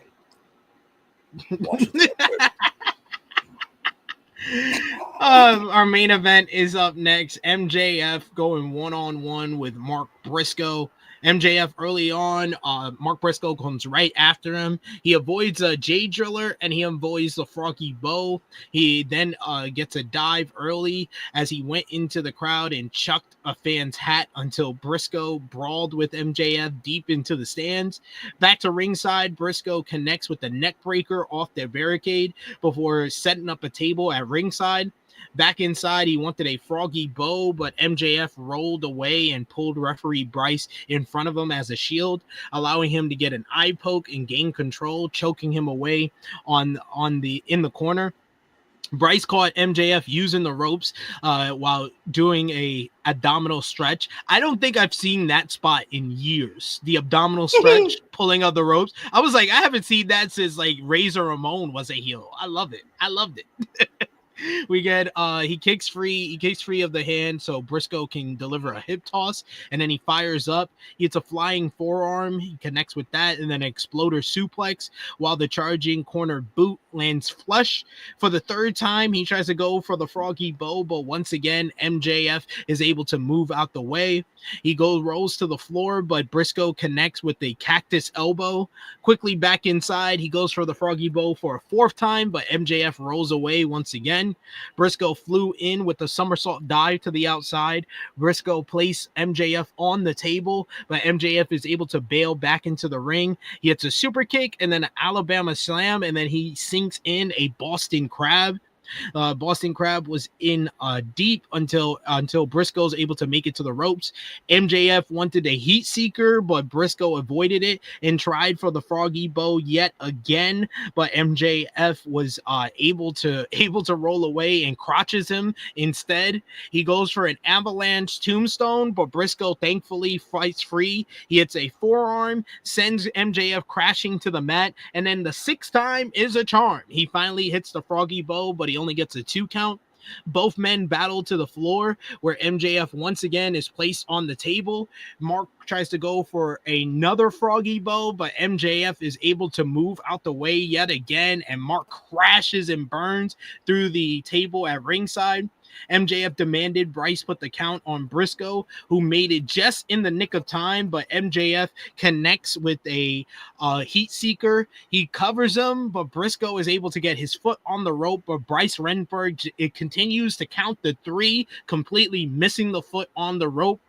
MJF, with the referee ringing the bell, he realizes that Mark's foot was on the rope, so he immediately takes it off the rope.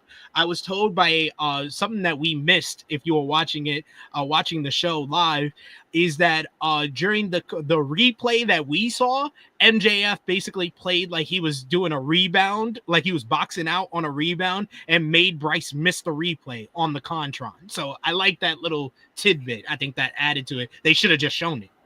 Post-match, though, MJF puts on the punches to Mark Briscoe, further attacking him.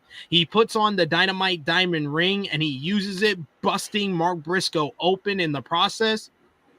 This leads to Hangman Adam Page coming out on the ramp. He power walks to the stage and then fights. The fight is on with MJF as they brawl. We go off air with those two brawling into the crowd. Security coming in between them. MJF staring down with them, saying that that Mark Briscoe is bloody and it's all his fault. He bolts into the crowd. The fight is on there. He eventually brings him back to the ring. He tries to go for a buckshot lariat, but MJF bails out of the ring yet again, and it was announced after Dynamite went off the air that next Wednesday on AEW Dynamite, MJF and Hangman Adam Page will go face to face, and they will, I guess, talk it out. We'll see what happens there, probably to set up for the Forbidden Door main event, or maybe what we said about before we talked about this matchup, the proposal of a 3-way. And also Hangman Adam Page will be in action this Saturday in his home state of Virginia. He teams up with Jet Speed to verse LFI. What did you think about MJF versus Mark Briscoe here? I thought it was a very good grudge match. My only nitpick is they overdid the story of the matchup to me. The story of the matchup is that Mark Briscoe wanted to hit the froggy bow, but 6 times him avoiding it. You do it on the you let him hit it on the 3rd time. He kicks out of that. Or if you're gonna do it 6 times, then he doesn't hit it at all. He doesn't hit it at all. He tries to do it through the table. He misses that because that got a bigger reaction than when he actually hit the froggy bow in the ring. So, yeah. Other than that, I really enjoyed this. Yeah, it was fun. It was a fun match. Froggy bow spot definitely was overdone. I thought that at the fucking time. I thought 6 in itself, just saying out loud, was too many. 4, the crowd was over it by the 5th time. They were definitely over it. Yeah. I really like the finish. Probably because of MJF. I really like the finish. Anybody else, I might not like it, but it really works for MJF. And if he managed to avoid the replay, like you said he did, but the cameraman or director or somebody just missed it, even though apparently we're doing production meetings. This is outrageous. How do you practice and get worse? That's a shame. That's a really good idea. Post-match, I don't know if I need to brawl. Kind of go and just fucking him up. And probably running away will work for me. But it's fine. I agree with that. I like the brawl. I personally like the brawl, but I do think that it fits better with MJF's character to do the assault, attack Mark Briscoe, and then run away when Hangman wants to come. Yeah. I will say this, by the way. I don't forget. I think I said it last week. The fact that Hangman brings the bell out, no matter what he's doing, I do enjoy. It's a nice change of pace. Yeah. Same. But That brings us to an end of another episode of AEW Dynamite. We appreciate y'all in the chat keeping the conversation going. And of course, final call for super chat donations. But as always, how we do this, you let us know what you think. What was your match of the night? Who was your MVP, your LVP? Whether you gave the show a thumbs up, thumbs down, thumbs in the middle, and your moment of the night. And out of 10, what did you give the show?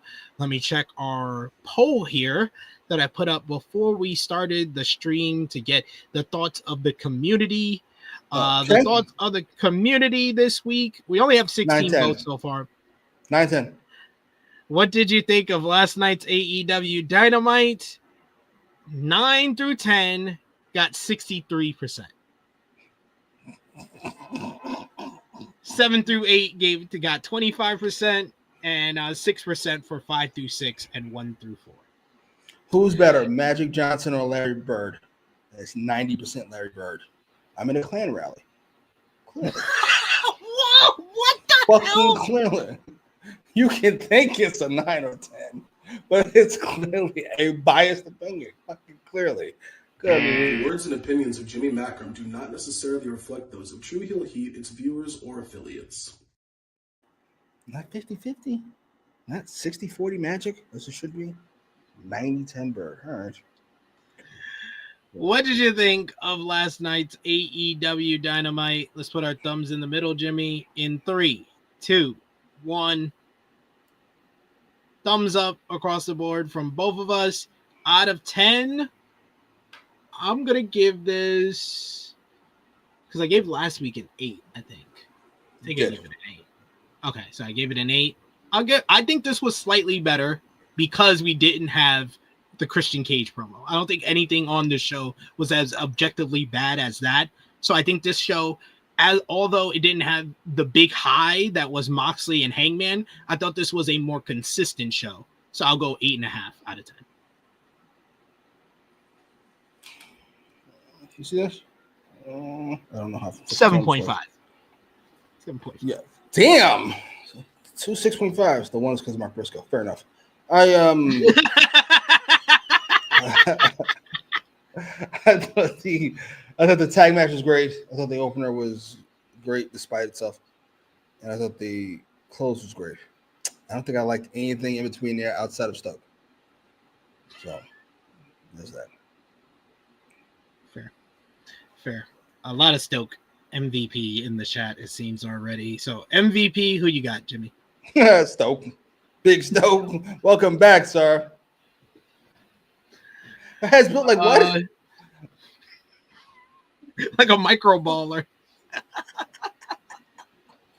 You know what? I'm going to give Stoke something else, so I'll go with somebody else for MVP, I think. I'm going to give them something else. So Stoke, you should get everything. He deserves it. Yeah, it's Stokely. It's Stokely. I can't give it to anybody else. It is Stokely. LVP for the show, Jimmy. Do I really want to give it to fucking Sky Blue? It feels so fucked up. Unfortunately, you know what? I'm giving Statlander. Poor Statlander. What the fuck are you doing with her? What is this? Yeah, I think that was the segment that frustrated me the most because I'm just like, what are we actually doing? What are we actually doing? That's what my question was after that segment. So yeah, I'll give it to Statlander for that one. Moment of the night is definitely Stokely's promo. Show is. And match of the night, Brodido versus Young Bucks. Yeah. Yeah. Pretty easy. Yeah. We got a super chat donation from Gordon Winfalls. Thank you so much, good sir, for the support. We will give you our good brother. Tony Khan! This is also on you! Because you can stop this! Maybe that's what we're missing. Fantastic. We miss you. We miss you. Gordon says, just so at Chuck Berry's ain't number one in the XP. Yeah, you're number one. You're number one, Gordon. Chuck Berry's. You better get your number one spot. You drop down to number 2 because Gordon put a super chat in. Yeah. We got Gordon number 1. We got Chuck Berry's number 2. Power Driver Finisher number 3, and Davion number 4. Where are you seeing this at? It's on the chat if you check on YouTube. Yeah. Gotcha. And Big Man Dogs at number 5. Look at that. I had Big Man Dogs and Davion. We got Big Man Dog says I deleted that Chris promo from my mind. King Potato stuff from Succotash. We're heading there. I know you guys love Stalin. I know you guys love her. I love her too. Especially looking at her. It's been a rough go of it. Since Stoke left, it's been a rough go. It really has. Like, she was able to prop herself up because she was just wrestling matches. But once she started doing more character stuff, and it seems like they dropped the fucking Death Rider shit, which was interesting at least. Yeah. It's like, what are we Benoit doing? Matches. This is a bunch of Benoit segments. Absolutely. This is perfect use of it. It's fucking Benoit on the mic. Remember when they paired him up with Shane McMahon? They did try a lot. I ain't gonna hold you. They did try a lot. Then they put Angle in the show with him, and I think Show got hurt or got something down. Yeah, she needs something. I don't know what. Damn shame. But thank you so much in the chat. You guys have been awesome today. And Jimmy, thank you as always for joining me, despite when we disagree on certain stuff. Let everybody know where they can follow you on social media when they see you again. Are we still doing that Swerve thing? If you got time. Damn it. I do. No, I'm good. I don't want to talk to you. You guys are rather rude to me today. They're rude to you? Trying to educate you people on how morality works.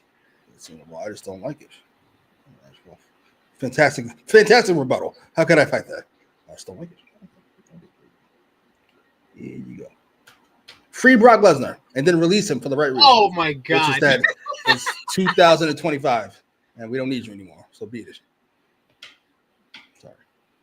The words and opinions of Jimmy Macram do not necessarily reflect those of True Heel Heat, its viewers, or affiliates.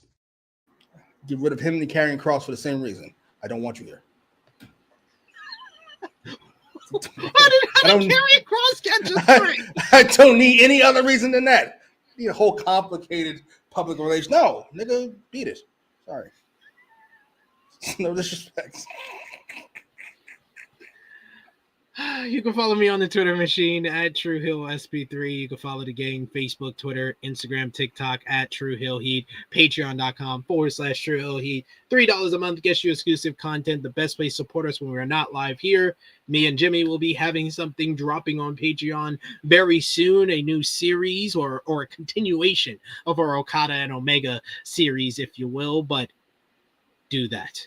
And, of course, I'll be back here live on Saturday, 10:05 a.m. Eastern Time with the True Heel Heat flagship podcast. The whole gang will be here. True Jaw Josh, Miss Chrissy Love, and Top Guy JJ. So join us for that as we talk about all of the fallout from SummerSlam and the return of Brock Lesnar. For Jimmy Macram, it is me, your True Heel Phenom, SP3. This has been AEWramble, episode 210. We work people. We are signing off until next time. You're like a weird couple.